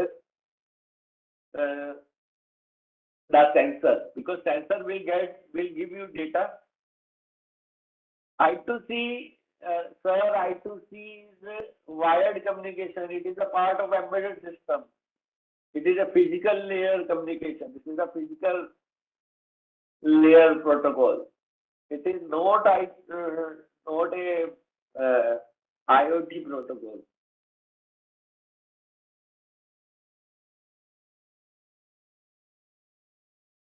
So when the communication is established between master to slave, so do we need to provide the address of the slave to the master or the thing? Yes, sir, we need to provide the address of the slave to the master. Yes, master will use that address to call the slave. Yes, you have to find out what is the address of the slave. It is compulsory. Yes. So if you are using any sensor, so that sensor data, how to get the address of the slave? By sensor data sheet, sir. By sensors or any other data sheet, you will get the address of the slave. Otherwise, you can write the code, just connect the sensor, and you will get the address on the serial monitor. You have to write the code by different address. When you get acknowledgement, that is your address. Otherwise, you will get the address from the data sheet. Disadvantage of I2C protocol. The disadvantage is that in practically you can connect only 5 to 6 layers. In theoretically, you are saying you can connect 128 layers, but you can connect only 5 to 6 layers. And another disadvantage of I2C, it is a connection oriented. The speed is not that much fast as SPI. Only 2 wires and it is half duplex. And the SPI is a full duplex, so the speed is slow. That is the disadvantage.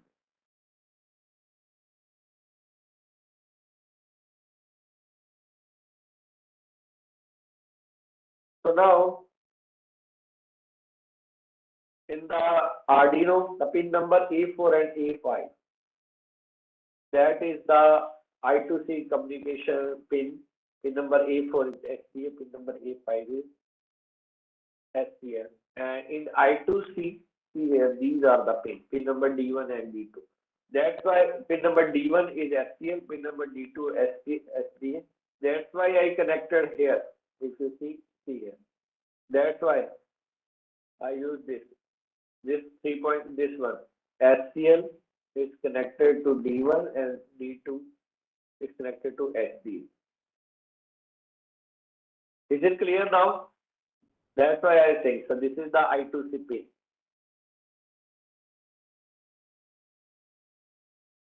So for I2C, there is a wire library.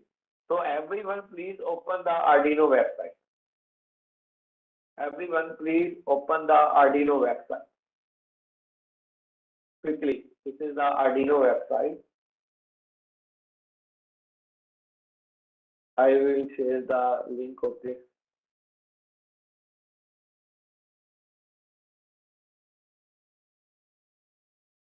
Please open the Arduino website.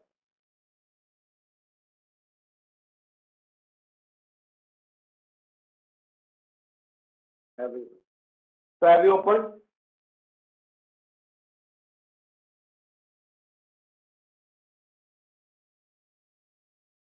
Have you opened?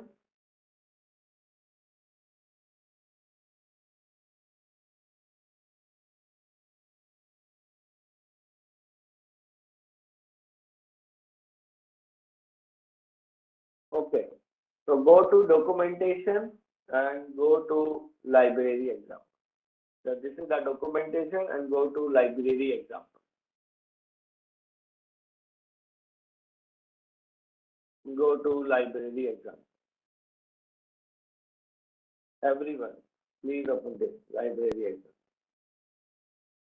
So in the library, in the left hand side, you will get the list of the library. So from the list, you have to search out this one, last one, the wire library. Just click on the wire library. This is the I2C library. It allows the communication between devices or sensors connected via two-wire interface bus. So this is the wire library. So open this reference for the wire library page. Please open this reference for the wire library page.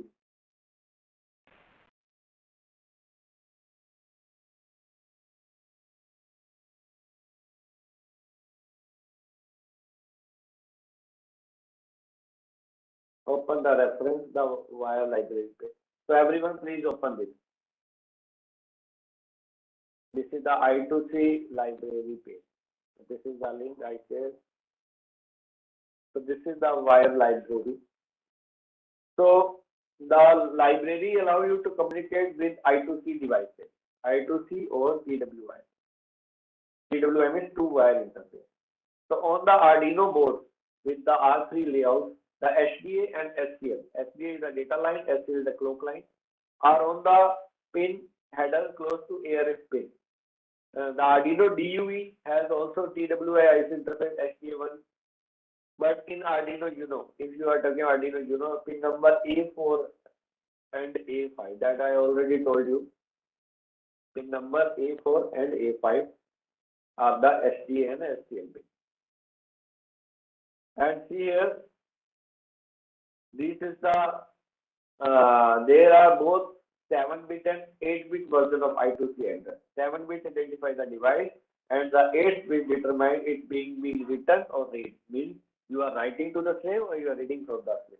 So this, the wire library use 7-bit address throughout. See here this line.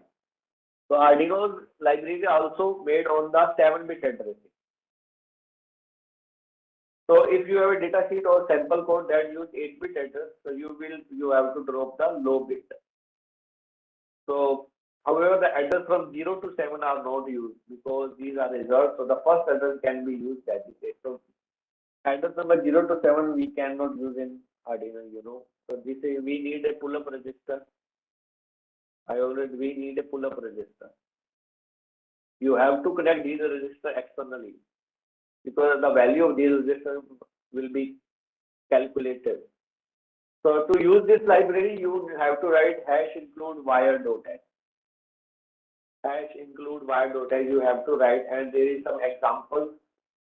Master, when master is writer, slave is receiver. When master is reader, slave is receiver. Digital potentiometer. So these two codes, master writer, slave receiver, and master reader, slave, you can perform these codes onto the Tinkercad if you are interested. When master is writer, slave is receiver. When master is reader, slave is writer. You can perform these codes on Tinkercad by using connecting two Arduino. One Arduino is master, another Arduino is slave. You can connect this. So this is the wire library, and these are the functions that depend on the wire library. Begin function, request from, begin transmission, end transmission, write, available, read, set clock, on receive, on request. These are the functions that depend on wire library. Is it clear to everyone? This is the wire library. Is it clear? Now, come to our next is MPU 6050 sensor. So the communication between Node MCU and MPU 6050 via using the I2C protocol that we understand what is I2C, what is master, what is slave, it is synchronous, asynchronous, all things we already understood. So is there any doubt in I2C? Please reply quickly. And please don't close this I2C library page. We need this library page for understanding the code. Is it clear or not about the I2C? Please reply quickly. We have less time.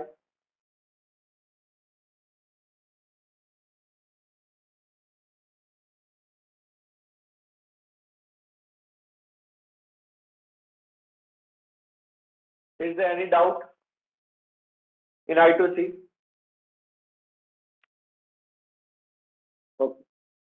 So now the MPU 6050. So MPU 6050 has both gyroscope and accelerometer. Please remember, there is also the temperature sensor is also there. So MPU 6050 both has gyroscope and accelerometer, using which we can measure rotation along all the three axes. And we also calculate the static acceleration, that is due to gravity, as well as motion, shock, and dynamic acceleration due to vibration also. So in this MPU 6050, we have to first understand how the accelerometer works. So see here, the accelerometer measures the static acceleration of gravity in tilt sensing applications, as well as accelerometer measures the dynamic acceleration resulting from motion, shock, or vibration. So see here, if there is a ball, we can say, and this ball is in the restless state in zero gravity. So if you force this box onto the left side, the ball will hit on this ball. The ball will feel the force on the ball. So that force is equal to 1g. Okay.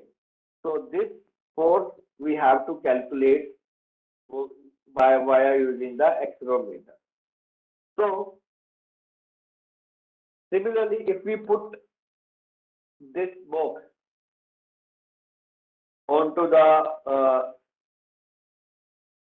earth, so the ball will remain on the plane. Why? Because there is a force due to the gravitational force. So in this case, the box is not moving, but we still get reading of 1g on the z-axis. So see here, this is the x. On the right hand side is x plus x minus. Then in the inside y plus y minus, and the upper side z plus z minus. So we will get 1g reading on the z-axis. So this is because the gravitational force is pulling the ball down with force 1g. So by this phenomena, we can calculate the acceleration.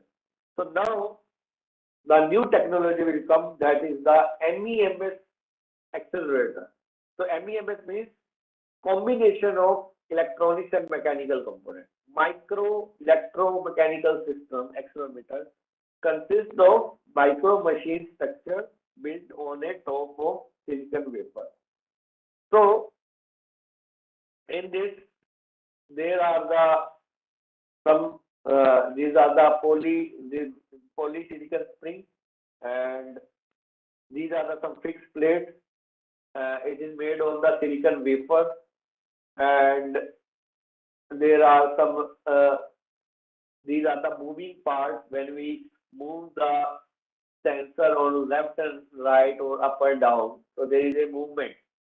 So by changing the movement, we calculate there is a capacitance between the plate will change. So this structure is suspended by polysilicon springs. These are the springs, and it allows the structure to deflect at the time, and when the acceleration is applied on the particular axis.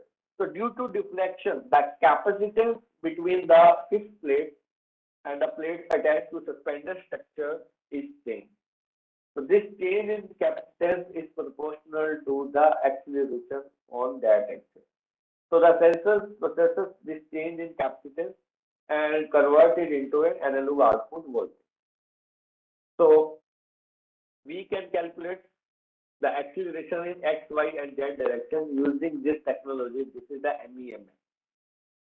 By using polysilicon springs made on silicon wafer, there are some fixed plates. These parts are the fixed plates, and the suspended mass are moving to one side to another. And the gyroscope, while accelerometer measure linear acceleration, MEMS gyroscope measure angular rotation. To do this, they measure the force generated by what is called the Coriolis effect. So, what is the Coriolis effect? The Coriolis effect tells us when a mass m here it moves in a particular direction with a velocity v, like in the x-axis, and a external angular rate is applied, that is on red arrow that is shown. So the Coriolis effect generates a force that causes a perpendicular displacement of the mass. So box is moving, you move like this, so box will move on this direction. So this is due to the you can say the due to right and left hand rule. So the value of the displacement is directly related to the angular rate applied. So similarly, now suppose that there are two masses that are kept in constant oscillating motion. So they are moved continuously in opposite direction. So when an angular rate is applied, so due to the Coriolis effect, each mass is also in opposite direction. The yellow arrow is showing due to Coriolis effect. So with resulting change in the capacitance between them, the change in the capacitance is then. So we can calculate the voltage. So now the MPU 6050 consists 3-axis gyroscope with MEMS technology. It used to detect rotational velocity along the XYZ axis also. So this is the MEMS structure of 3-axis gyroscope internally. So this is the MPU 6050 module hardware overview.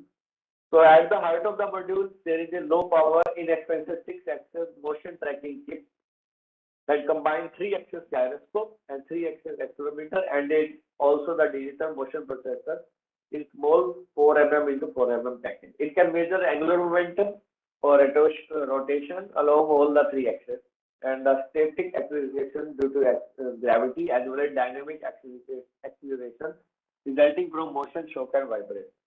So in the module, it comes with the onboard LD3985 3.3 volt regulator. So you can use it with 5 volt logic microcontroller like Arduino, Rodem2 without any worry. So the MPU 6050 consumes less than 3.6 milliampere during measurement and only 5 microamperes during the idle state. So low power consumption allowed to implement in battery driven appliances also. So the MPU 6050 can measure acceleration using its own chip accelerometer with 4 programmable scale ±2G, ±4G, ±8G, and ±16G. And MPU 6050 has 3 16-bit analog to digital converter that simultaneously sample the 3 axes of the movement. Similarly, how to measure rotation?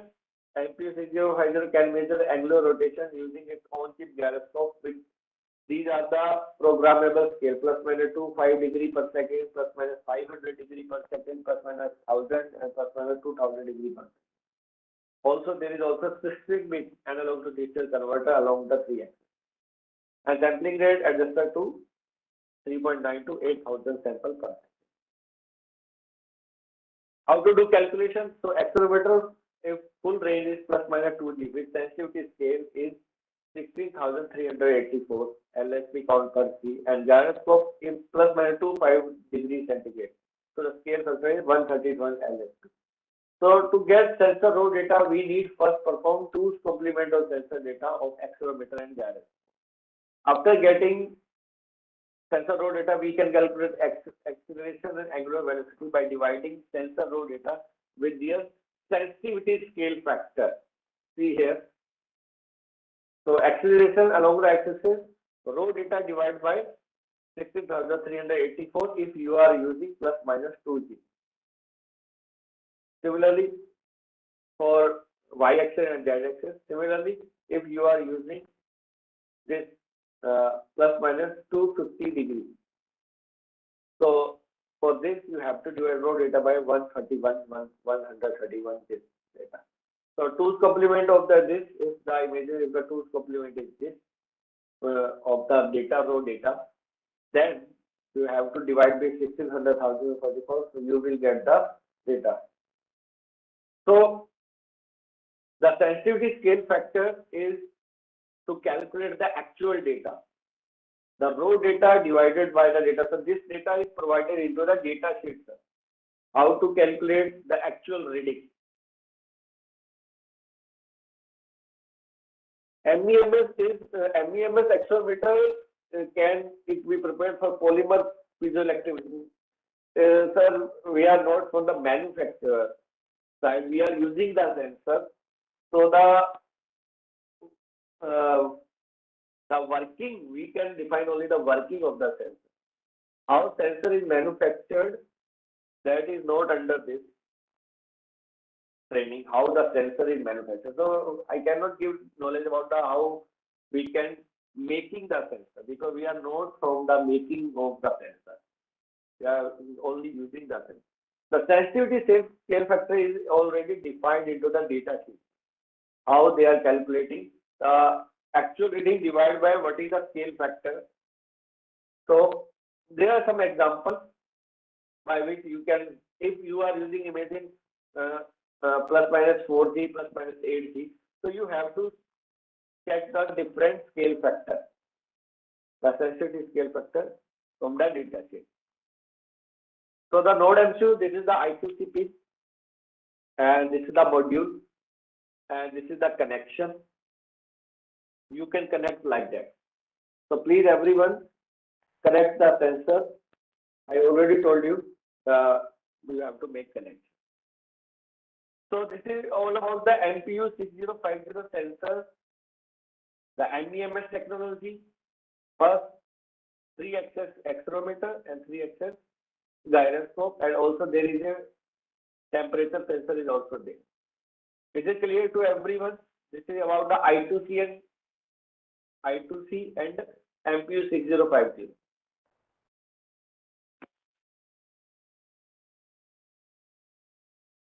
Is there any confusion?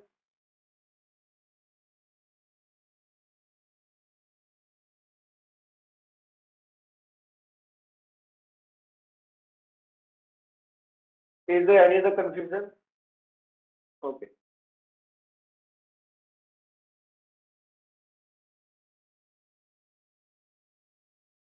So now we have to make the fault detection. So please, everyone, we have to use the IFTTT services. Everyone, please open this website, IFTTT website. Everyone, please open this IFTTT website. Write in the Google IFTTT, and this is the website http://ifttt.com. Everyone, please open this website.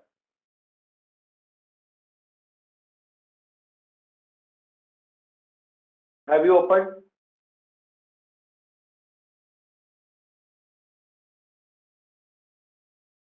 Have you opened?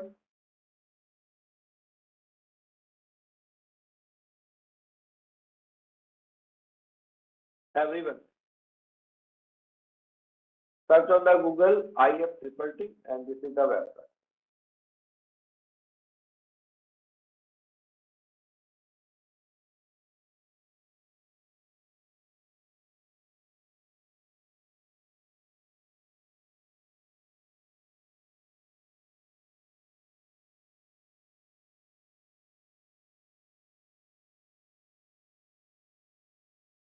Okay. So just click on start for free. Just click on start for free and just continue with Google. It is mandatory. You have to use Google ID. So please continue with Google everywhere. Click on continue with Google.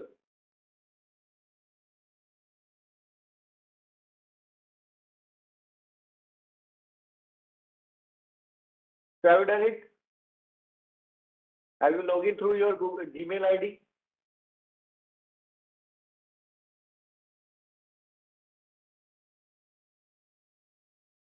Everyone, please reply quickly. Have you logged in through Gmail ID?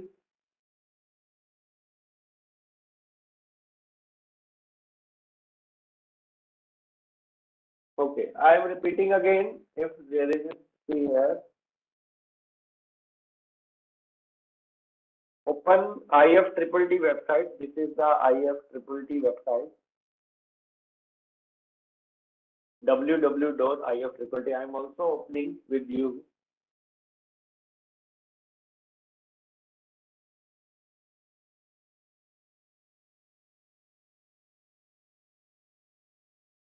So this is the website IFTTT. I have already account. So just log in. Just click on start for free, and just there are three options: continue with Apple, continue with Google, and continue with Facebook. So just log in with continue with Google. So have you done it, everyone? Only three reply. Please reply quickly. IFTTT. And how many people do you, how many people have a hardware right now? Please acknowledge. Please tell me how many people. If you have hardware, please write I have hardware. If you have hardware right now, Node MCU with sensor MQ6050, then write in the Google. I have hardware. Only one person. Please write only those who have hardware. Please write I have hardware. Only one person.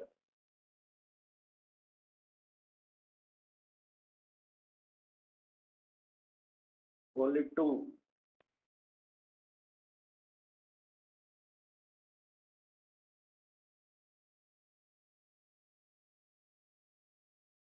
Please don't write if you don't have the hardware. Write only those who have the hardware. Only two persons, Aviral Amit Srivastava sir and Ankit Jain sir. Remaining participants, if you have hardware, please write I have hardware. Please write quickly.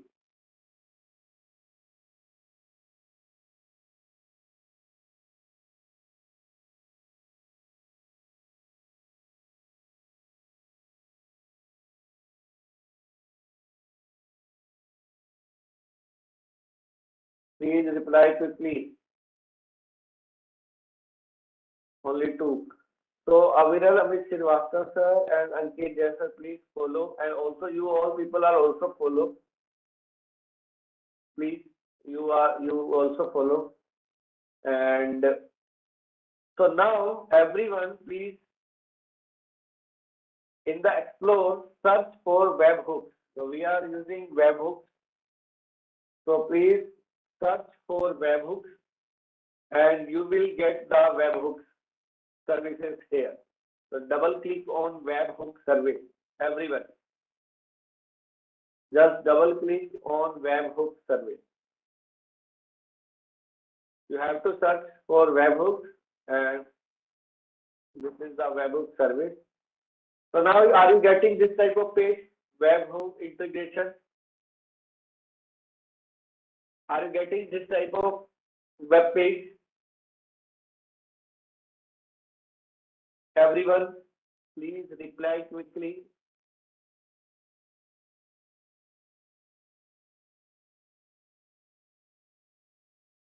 Please, okay. Now, please everyone click on the documentation.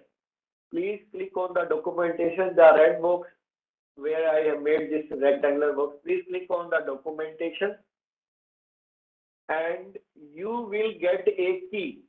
Just click on the documentation you will get a key. See here, I am also doing with you web hooks. Click on this documentation. So you will get a key. So are you getting this key?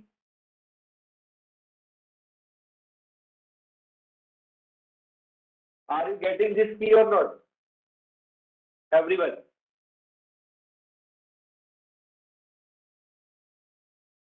Are you getting a key? Okay, now copy this key. Everyone, copy this key on the notepad. Now copy this key like this type of key you will get. So copy this key on the notepad. We will need this key. Copy this key with the notepad. On the notepad, just copy this key. So have you done it? So have you done it, everyone? Doctor, sir, see here.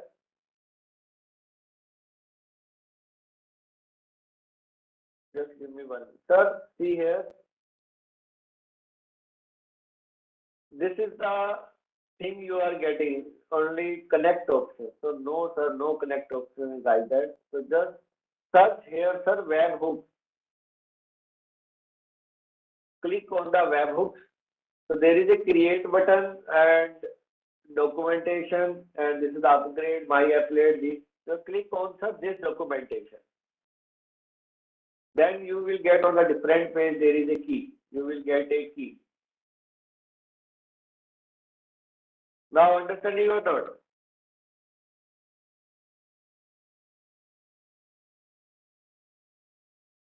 Okay. So now after this, see here everyone, we need this key in a program. So just click on the create on webhooks, same page on webhooks page. So there is two tabs I think opening. This is the webhooks and another the key page. So just come on this webhooks page and just click on the create. Just follow the this. Just click on the create. Just click on the create. So are you getting this? Now you are creating the applet. So IIT is called if this and that. If this is happening, do this. This type of services, by using this IIT, you can make everything automatic. If this is happening, you can do this. So now you have to fix what is this. So if this, so just click on the add. Just click on the add, and you have to search for again webhooks. What you want to add? You have to add the webhook service. So just click on the webhook. Again, just search for the webhook. Which service? So there is webhook service we want to join. So now click a receive a web request. When you click on the webhook, just click on receive a web request. There are two options: receive a web request with JSON payload, and another is receive a web request. So just click on it, receive a web request. So are you getting this receive a web request page? Everyone, are you getting this receive a web request page? Or should I repeat again? Please reply quickly.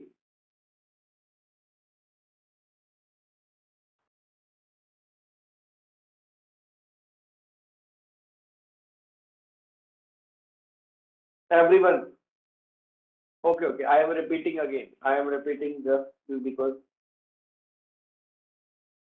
Just give me 1 minute. Yeah. See here. So first one.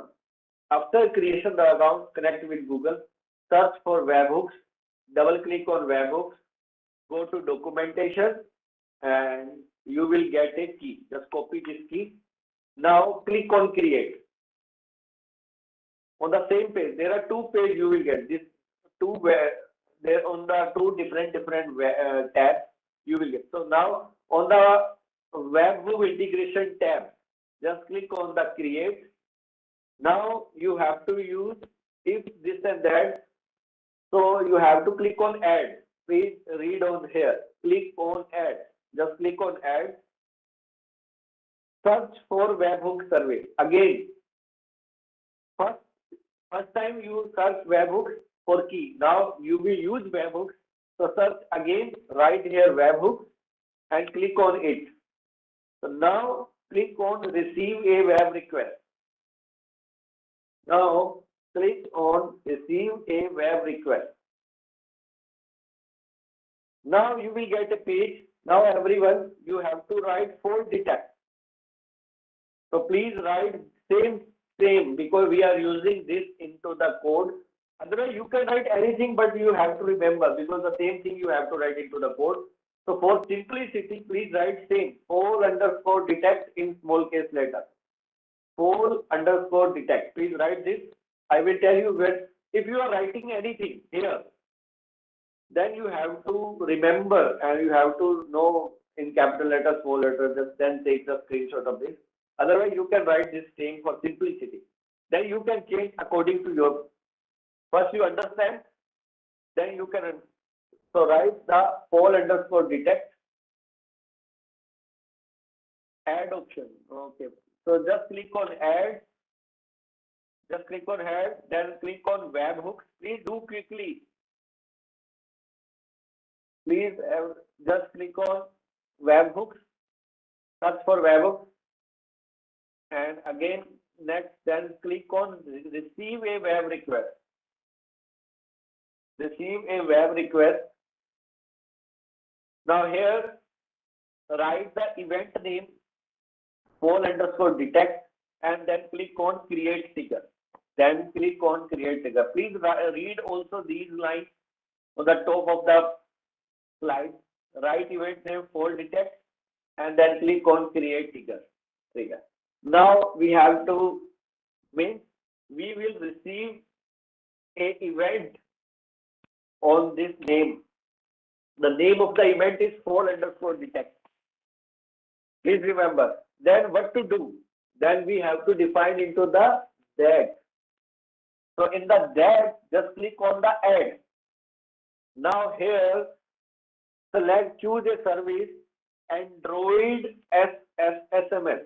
Please search this Android SMS and click on it. Android SMS. Now you have to click on send an SMS. You have to click on send an SMS. Again, I am repeating, you have to write the web request event. What is the event name? That is the _detect, and then click on trigger. Then click on add button. Then search for Android SMS. Then click on it, Android SMS.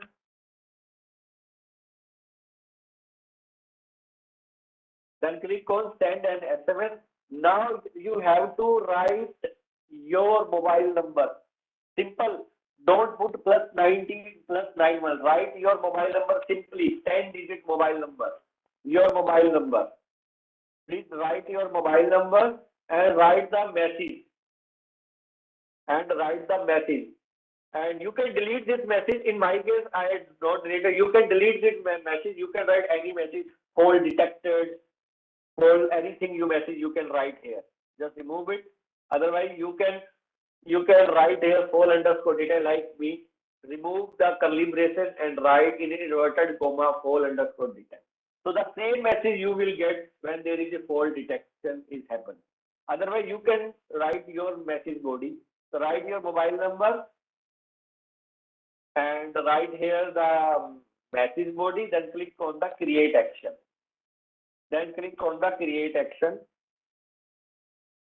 So now click on continue.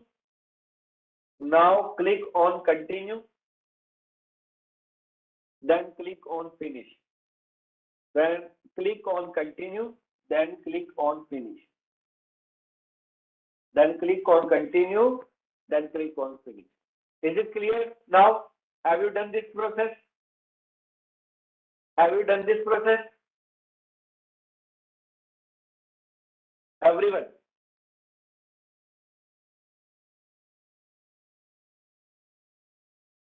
Okay, I am repeating again. Choose a service. Okay. I am repeating again because just give me 1 minute because I. Which one? So I am repeating from starting.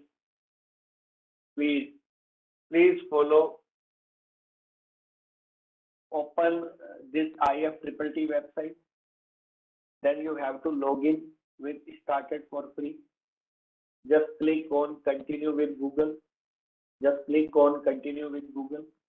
Now you need a key. Or here in the Explore, you have to search webhooks. You have to search for webhooks. Then double click on this webhook service. Click on the documentation. Click on the documentation. You will get a key. So just copy this key on the notepad. Simple. Now click on the create. This create is, see here, there is one create here, this create is the applet for applet creation. So just click on this create. When there is a red box is guiding you.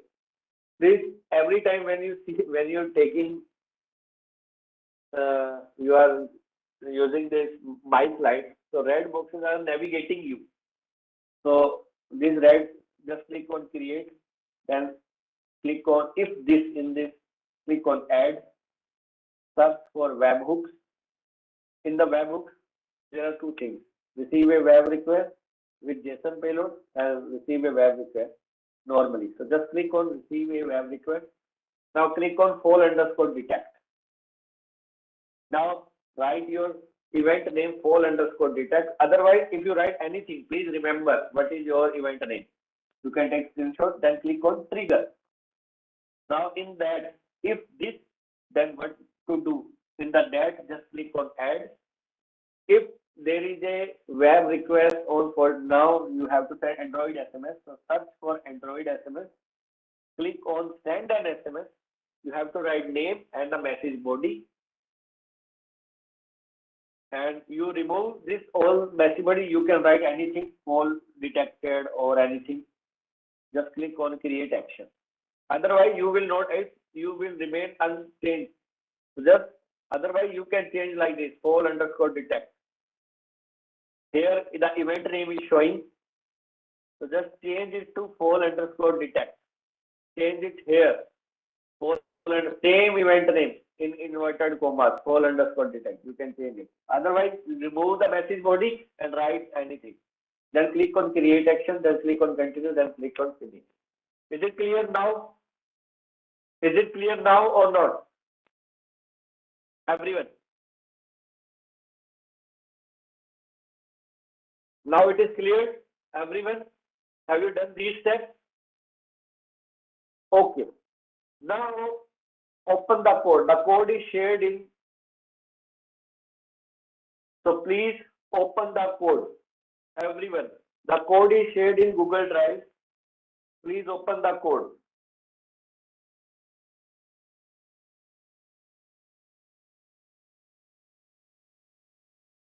Please open the code. I am also sharing the code into the. Please everyone open into the your Telegram group also.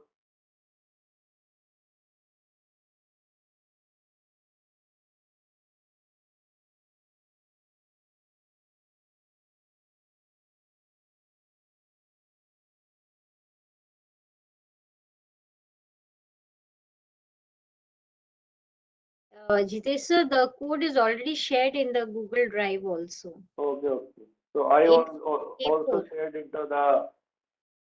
So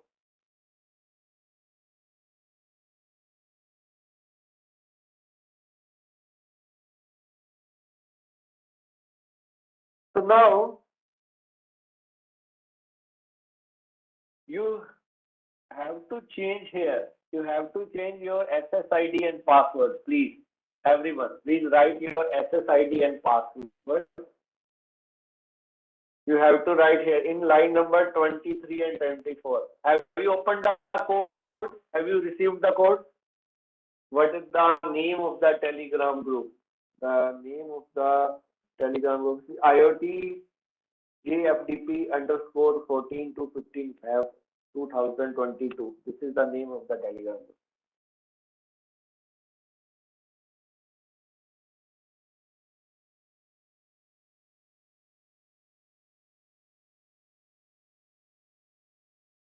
So have you got the code or not? Please everyone.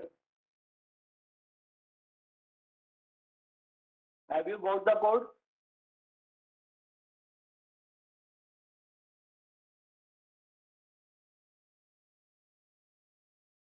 So now in this code, please write in line number 23 and 24 your Wi-Fi name and password. First, this is the Wi-Fi name and this is the password. Please write your Wi-Fi name and password, and at line number 29, write the key that you copied.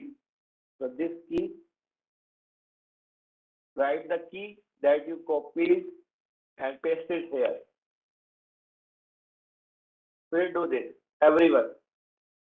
These three changes at line number 23, 24 and line number 29.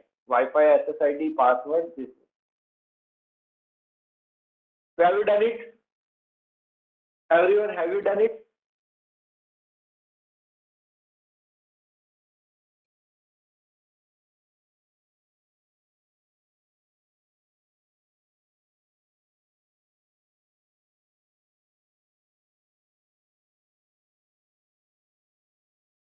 Have you changed this Wi-Fi SSID password and have you copied your key? Yes or no? IIT is we are using the webhook service. IBM Bluemix is for data upload. When we upload the data, actually we are here making the detection system. When there is a fault detection, so we have to use webhook service. If this event is happening, do this. So we have to use Android SMS. We have to send the SMS also. So that's why we are using IIT. In IBM Bluemix, we have to use the Node-RED services. If you want to do, you can use this. You can use this, but that time you need the Node-RED service.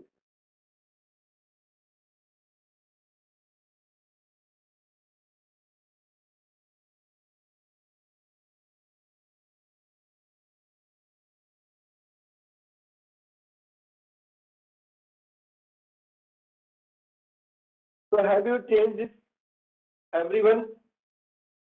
Your Wi-Fi name, password, and the key. Have you changed? Yes or no? Everyone. Now,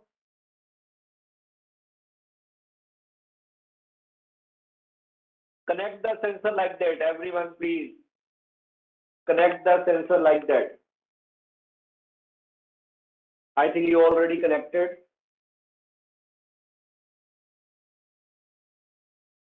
And now you have to upload the code.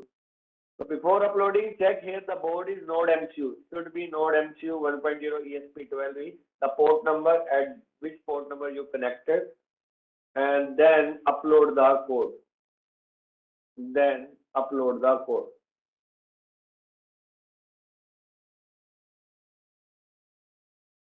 And then upload the code.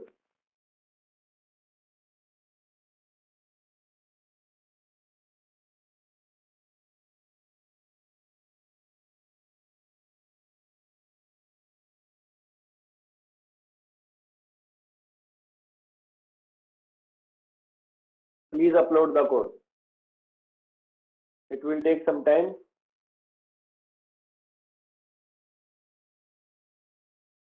So now have you got the code, everyone? Have you changed it? Wi-Fi SSID and password and the key? Yes or no? Please reply quickly.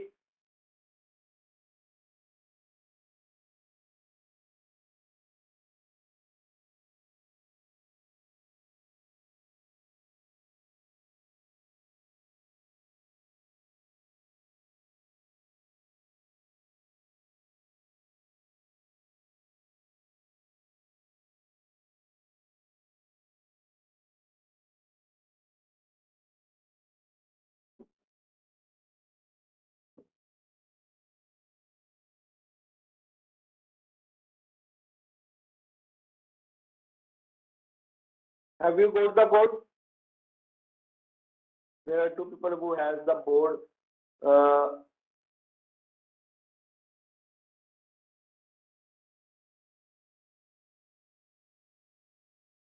So Ankit Jain sir and Aviral Amit Srivastava sir. So please upload the code with 3 changes. You have to write your Wi-Fi SSID and password, and you have to paste the key that you got from the IFTTT.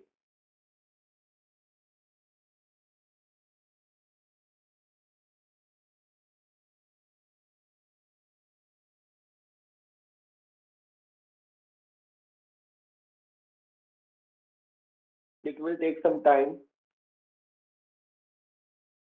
Still, it is compiling. It will take some time to upload. Please, everyone, do this.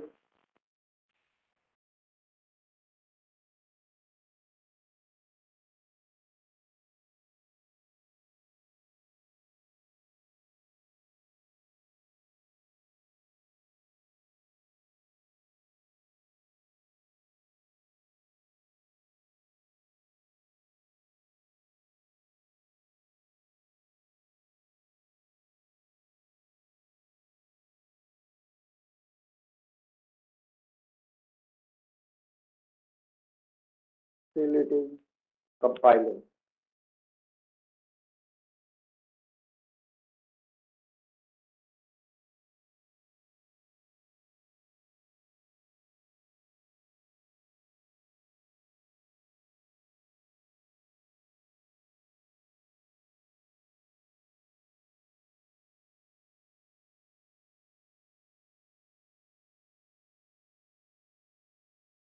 So now there is an upload.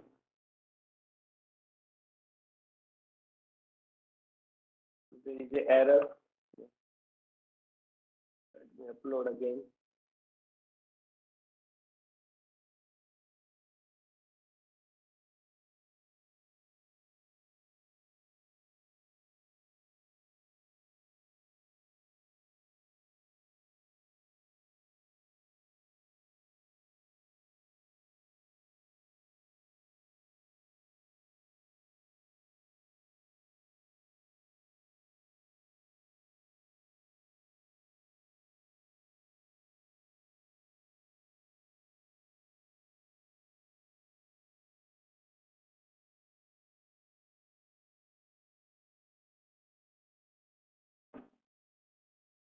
Let me check if there is a.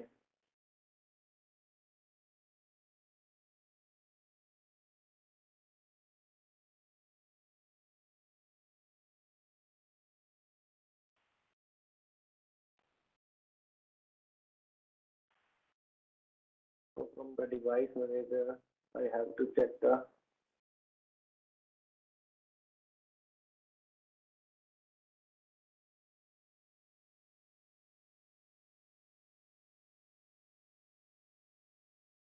That is the COM3.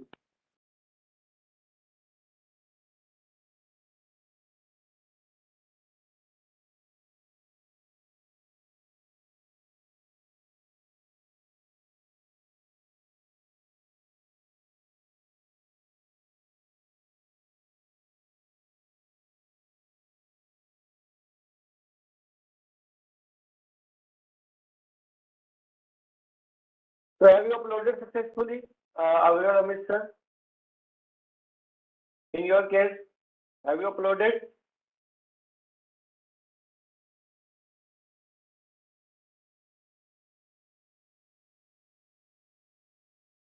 So now it is uploading.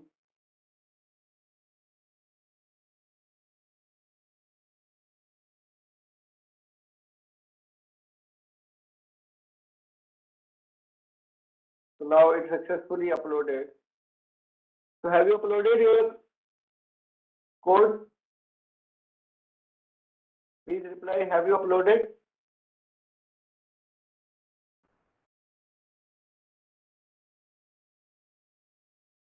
So now open the serial monitor, so it is showing a number. So which number is showing?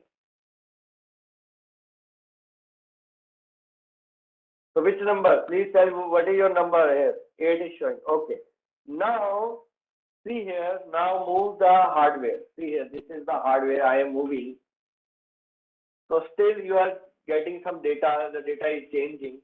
Now you have to do some fault detection system. Like you have to move the hardware. So see here. In my case, I will move the hardware little bit. Now I will. In my case, see here, the data you will get in the SMS. So see here, now there is a fault is detected. So still you have to, there are 3 trigger points we decided. So you have to activate the trigger number 3. See here, the trigger number 3 is activated. See here, the SMS is come at my mobile. In my case, this is my mobile. So I detected the message fault detected. Is it clear? So when you see here, you do little bit changes. So there is trigger 1 is activated. We have to activate trigger number 3.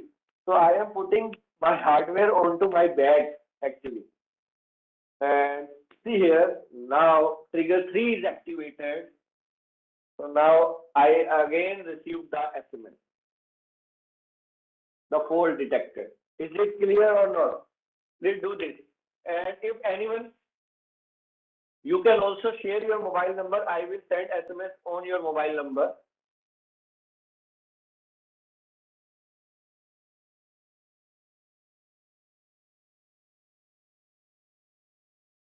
You can share your mobile number and I will send SMS on your mobile number fault_detected. In my case, this is the my services. See here. And we can edit, I can edit from here. So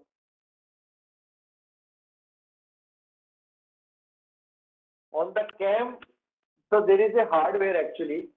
So Sanjay Sharma sir, you have to like you have to do, you have to send, you have to move the hardware very quickly, or you can put onto the bag. In my case, it is I am putting onto the bag. So there is a data is generated. So see here, the message is coming fault_detected. You can give your mobile number, and I will, when I fall this on my bag, you can fall into a soft space or any other, like if there is fault detection, like you have to do real fault detection. So in my case, there is a hardware. So I now again I will get the SMS. So this type I can show you. See here, I can show you the hardware actually. Just give me 1 minute, sir.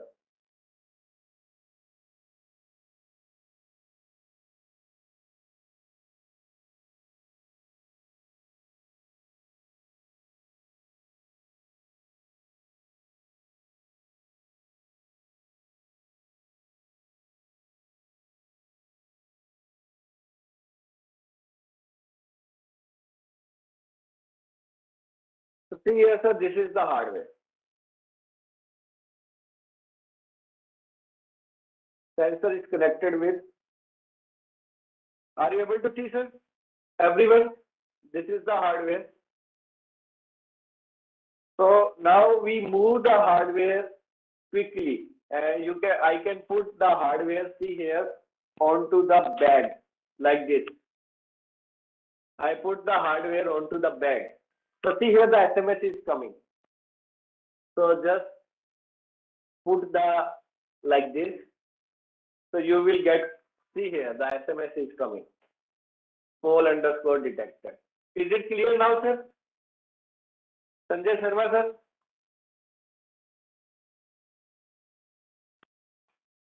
Otherwise, your hardware will break. That's why I'm putting onto the bag. Any kilo you can put it. So this type of device, this is the example of wearable IoT devices. So we need only node MCU and sensor, not remaining parts. So we can put into a box, or we tie the box onto the hand or shoulder or like this, onto the wrist as a wristwatch also. So when there is a fault detected, so people will get. So this type of wearable in the market are already available. See here. This is the fault detection. This type of wearable devices in IoT, this type of fault detection, this type of services, this type of device. So when there is a fall, there is a trip, or there is a slip, so this type of services, as you can get in Apple Watch or anything. Is it clear now or not? So are you getting SMS? Yes, Sanjay Sharma sir, I will send you SMS. Just give me. So how to change applet? So see here.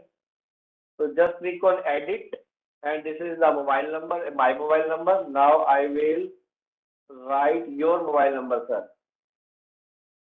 And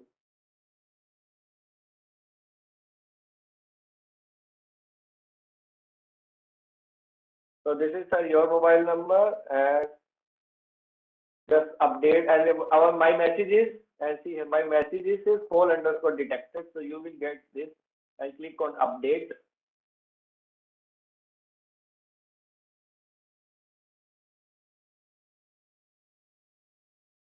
So now, sir,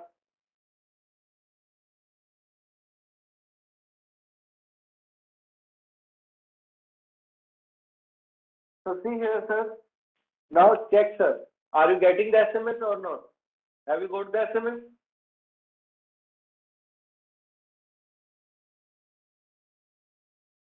Or not?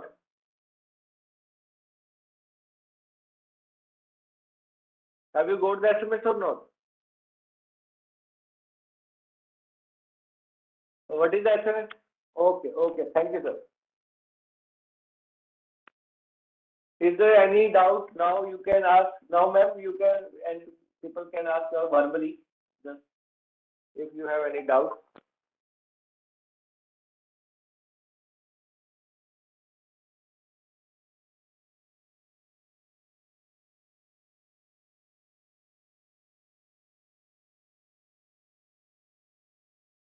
Yes, sir. Yes, sir.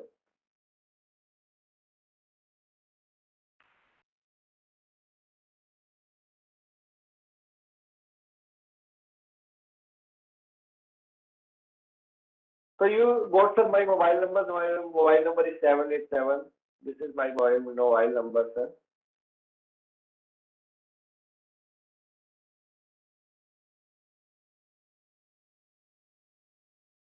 So is there any other doubt?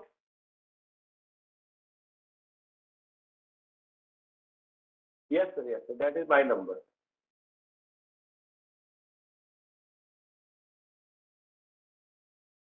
Yes, sir. I am sending again, actually.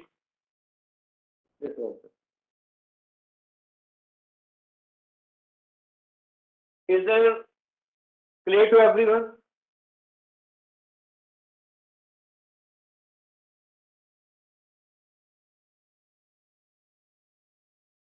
Okay, thanks. Is there any doubt?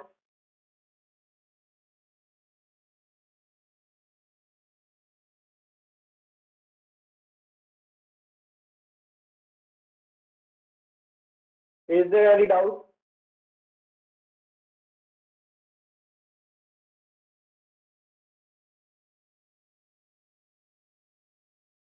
So now, ma'am, if anyone wanna ask out verbally, you can ask.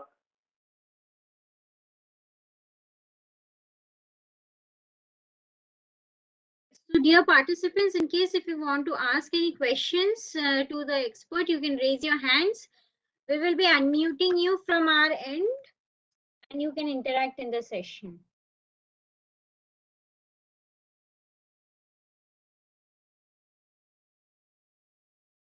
So there is one raised hand from Anand Kumar, sir. So I'm unmuting you. Please give me a minute.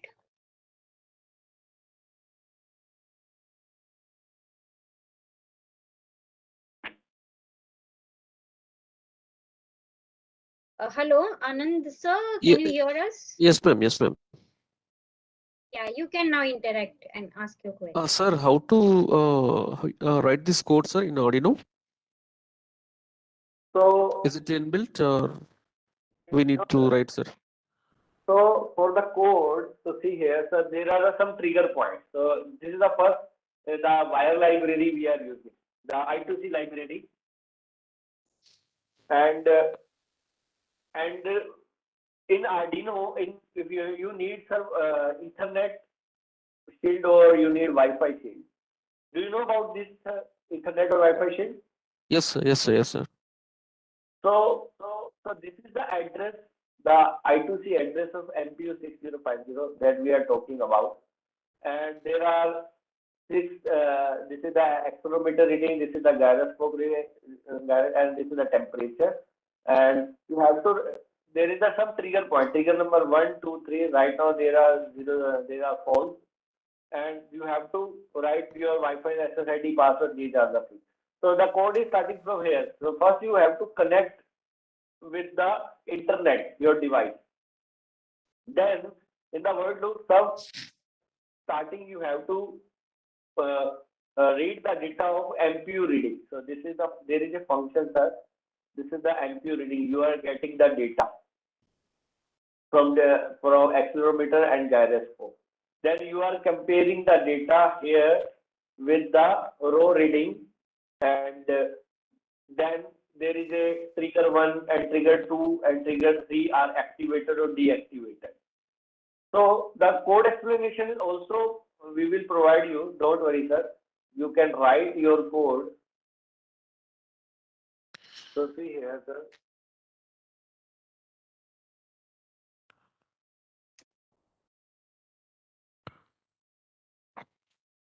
So this is the including the library, your Wi-Fi name, password, and IIF credential, and also the baud rate wire library. So now in the void loop, see here, we're reading the sensor data, and for the calibration, we are reading this 2050 to 77 value or calibration of accelerometer we are getting, and divided by, we already told what we are using here, plus minus 2G. And similarly, we are getting these values for the calibration.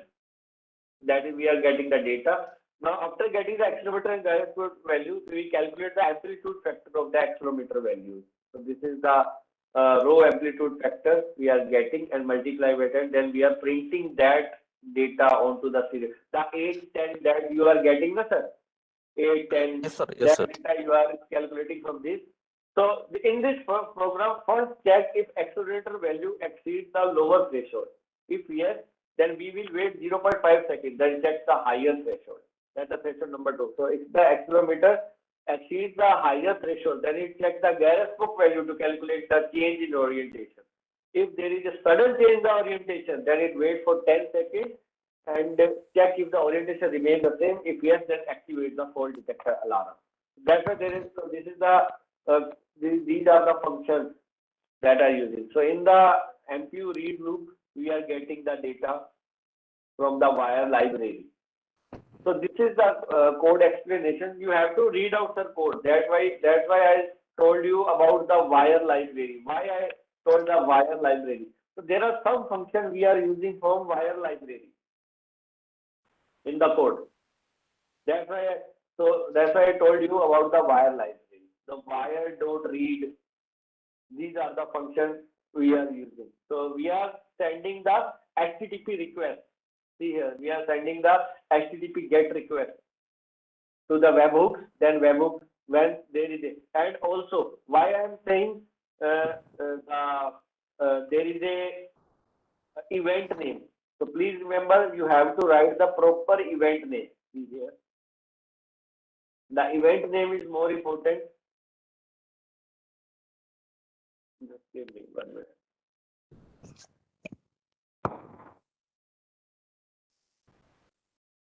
So see here, this is the event. Fall underscore detected. This is the event name, fall underscore detect. If you are using another event name, then you have to update the event name here. Is it clear? Yes, sir. Yes, sir. Yes, sir. So this is is the event name. That's why I am saying in this step. See here, where in the IFTTT step, that's why I am saying write the event name, sorry, pole underscore detect, the same name that we are using here. This is the send event. So please write the proper event name. If your event name is changed, then you will get SMS. How to open this serial comes? Yes, sir. Yes, sir. How to open the serial comes? This one, sir, this button. On the top right, on the top right corner, this button. Okay, This So one, on the audio serial itself. Okay, sir. Okay. Okay, is there Yes. any other doubt? No, sir. Thank you. So by using IFTTT, I am not getting the SMS. Sir, change your event name, but by using the Blink server. So we are not using Blink because Blink is not for the development. Blink is not used in the development. Blink is only for the prototype. Is there any other confusion?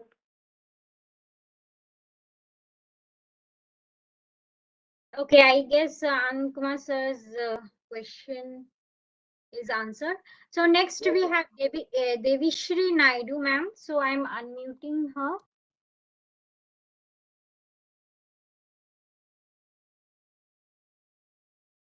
Hello, Devishri ma'am.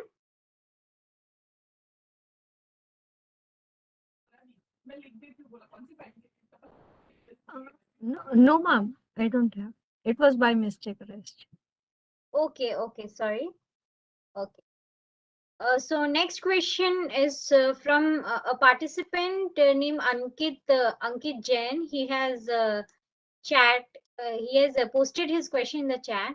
So by using Yes, I replied, sir.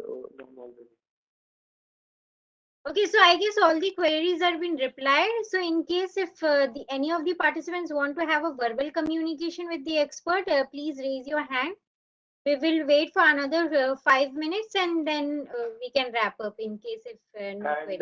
And for tomorrow hands-on, we need mobile. And I also write into the notepad.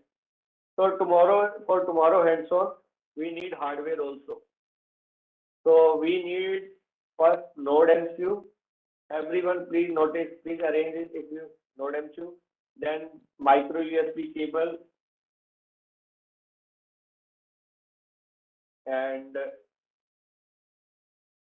we need the relay module, 4-channel relay module. If you have doubt, please ask 4-channel relay module, and also some lights we need. If you can also understand by relay module, and we need means load, we need some 4 lights or anything, and we need a relay module and or micro, and we need wires also for connecting wires. We need jumper wires also. But tomorrow is the Google Firebase, so we also use the Firebase services, Google Firebase services, and relay module. And we need mobile also. We need the Android mobile also. We need mobile because we can turn off the devices using the mobile app. So we need mobile. These are the hardware we require. Is doubt in anything, in any hardware for tomorrow? For tomorrow, hands-on number 4. Is there any doubt related to this?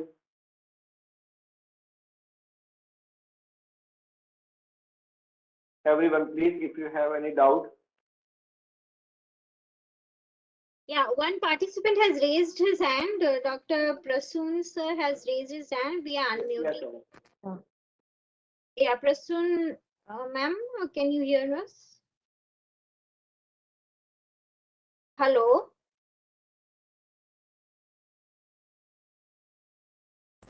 Audible? Yeah, now you're audible. Yeah, madam, actually tomorrow and 18th and 24th we have to take the MCQs, but due to the allocation of VTU university duties, I'll not be in a position to take the exams, madam. Okay, yeah, we got your mail, ma'am. Yes, Okay, please. so in case if you have any doubt regarding the session, please No, no. let us know. Yeah, okay, no. Yes. Thank you. Yeah, thank you. Is Arduino mode enough for coming hands-on? No, sir. We need Node MCU. We have to connect with the internet, sir. Not possible with. If Arduino, you have to use then Wi-Fi shield, sir. Arduino with Wi-Fi shield you can use. Not alone Arduino, because internet services are more. We are doing IoT. That's why internet is. Is there any other doubt? And for hands-on number 6, tomorrow is hands-on number 4, and hands-on number 6, you need the Raspberry Pi again. For hands-on number 6, that is on Tuesday. Next Tuesday, you need the Raspberry Pi with some. So the list is already provided. So that's it. And for tomorrow, you need this Node MCU micro USB cable and relay module and this type of. Is it clear to everyone? Is there any other doubt? So are you enjoying the hands-on session or not? Everyone? Yeah, let us know in the chat section. Yes. Is there any doubt regarding this? Is there any suggestion by you to improve this? So we can improve from tomorrow. If you have facing any issue, the speed issue or any issue, you can ask. You can.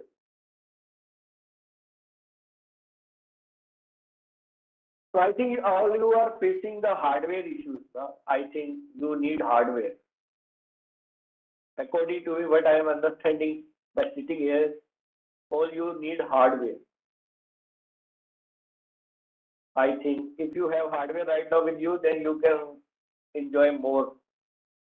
I think.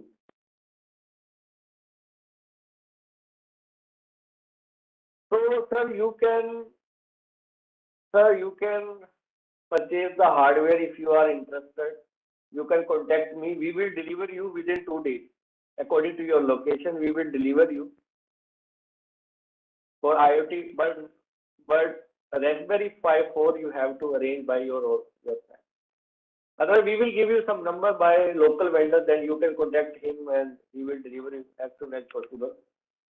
For Raspberry Pi and other sensor. If you are interested and if you want to purchase this one, there are also another boards are also there. If you are interested for college lab setup. Yes, ma'am. We need hardware is necessary actually. That's why the list is already provided. So if you want to use hardware, you can order on Friday. We will deliver you on Monday according to your location. So you have, if you want to purchase, and the amount we will reduce for you. Right now the amount is showing it 2124. So we will reduce for you. It is approx 1500. We will deliver you within 1500, including shipping. We will deliver you. Don't worry. If you are interested, we will deliver you. Don't worry. Within limited, within small cost. Is it clear, everyone? Now, ma'am, we can conclude the session. I think there is no other doubt. Is there any doubt? Please ask. So I guess all the doubts have been cleared. Okay, so with this we come to an end to this day 4 of this 2 weeks online joint faculty development program on Internet of Things, Smart Systems. So thank you, Jitesh sir, for your wonderful session in this day 4. And also we thank all the participants for joining and making this day 4 so successful. As the announcement is already done in the important announcement page, tomorrow there will be an MCQ. It will be of 30 marks. It will start from 2 p.m. onwards. So we request all the participants to be ready with for the MCQ. The MCQ will be conducted in Google form. There will be no auto submit option in there. You need to manually press on the submit option after you answer all the questions. So that's it all from our end. Thank you all. Thank you for joining and making this program successful. Thank you all. So we request all the participants to please disconnect from their end. The meeting link will be deactivated within 2 minutes. Thank you all. Thank you.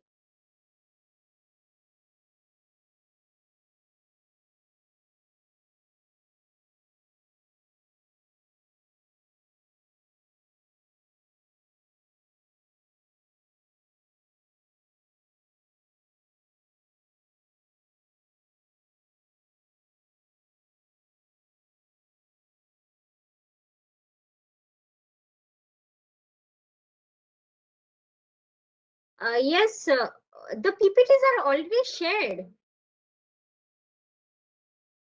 Yeah, Manish Sharma, sir, the PPTs are already shared. Okay, and the sharing process will continue as the course progresses. Okay. And the MCQs will be conducted based on the presentation slides which are already been shared. That's for sure.